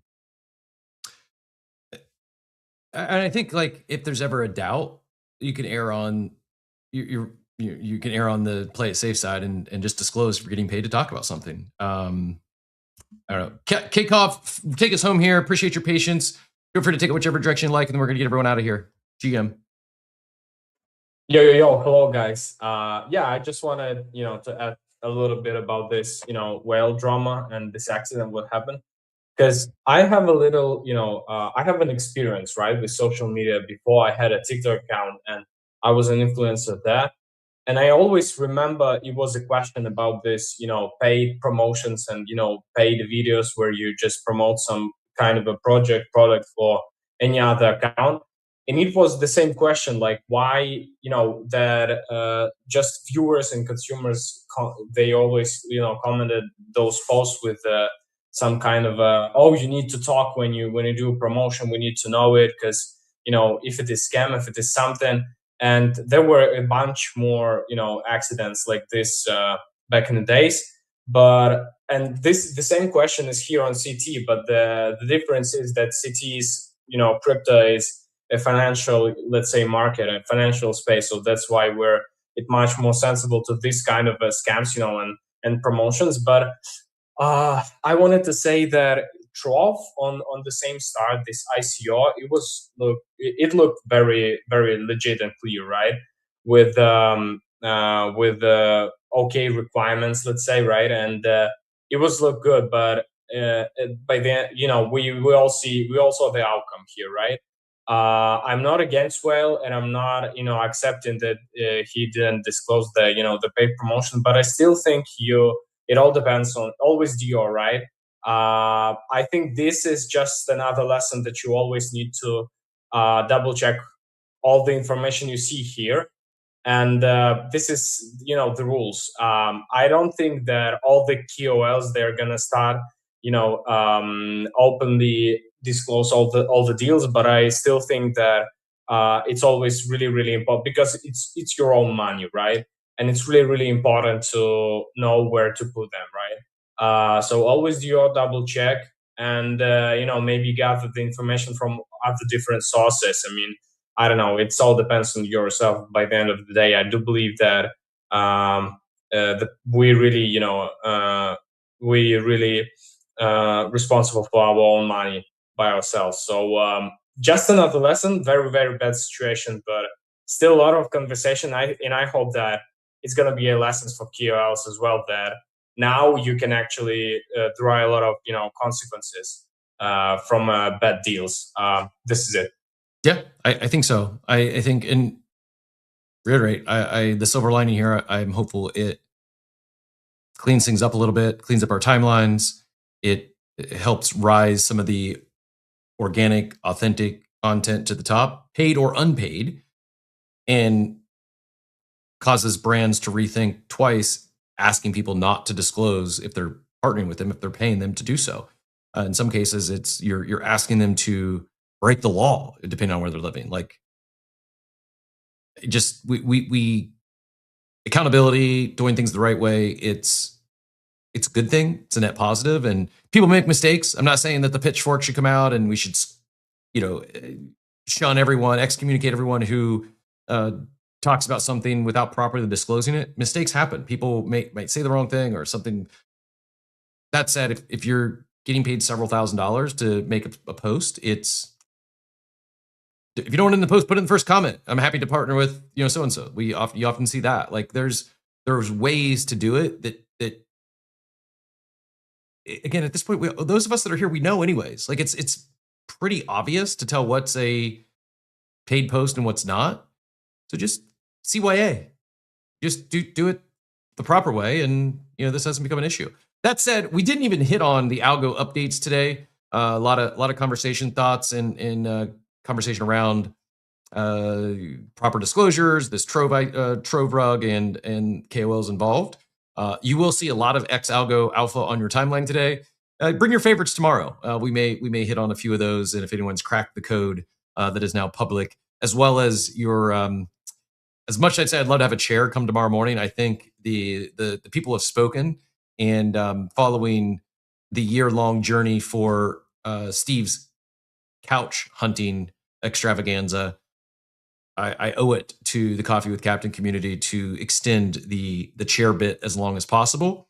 So while my butt and lower back may not be a fan, I may have to stretch out the chair hunt at least a few episodes so we can milk everything we can out of the chair bit. I kid, but kind of, not really. That said, thank you all for your time today. Appreciate everyone who joined the conversation. A few new connections. Grateful to connect with all of you. Appreciate Outer Lumen, our co-host, who had to leave a little early. Apologies if I missed anyone with the hands. I'm not sure what X was doing today and why I wasn't seeing hands, but appreciate y'all being here. Pony, do you have a hand up, or did you want to get in here? I see the emojis, but I don't see a hand. But if you had anything you want to add before we shut it down, go ahead. Who is Whale? Whale used to be dot swoosh. I don't know. He might have dropped the dot swoosh, but No, he's still with the swoosh on the tag. Appreciate that. Good question. But do appreciate all of you joining us today. Anything else you wanted to get in the combo before we shut things down? That was everything for me, boss. Awesome. Appreciate you joining us. Thanks all for being here. We go live Monday through Friday at 8 a.m. Eastern time. We'll be back tomorrow. Hope you all have a wonderful, wonderful day, everyone.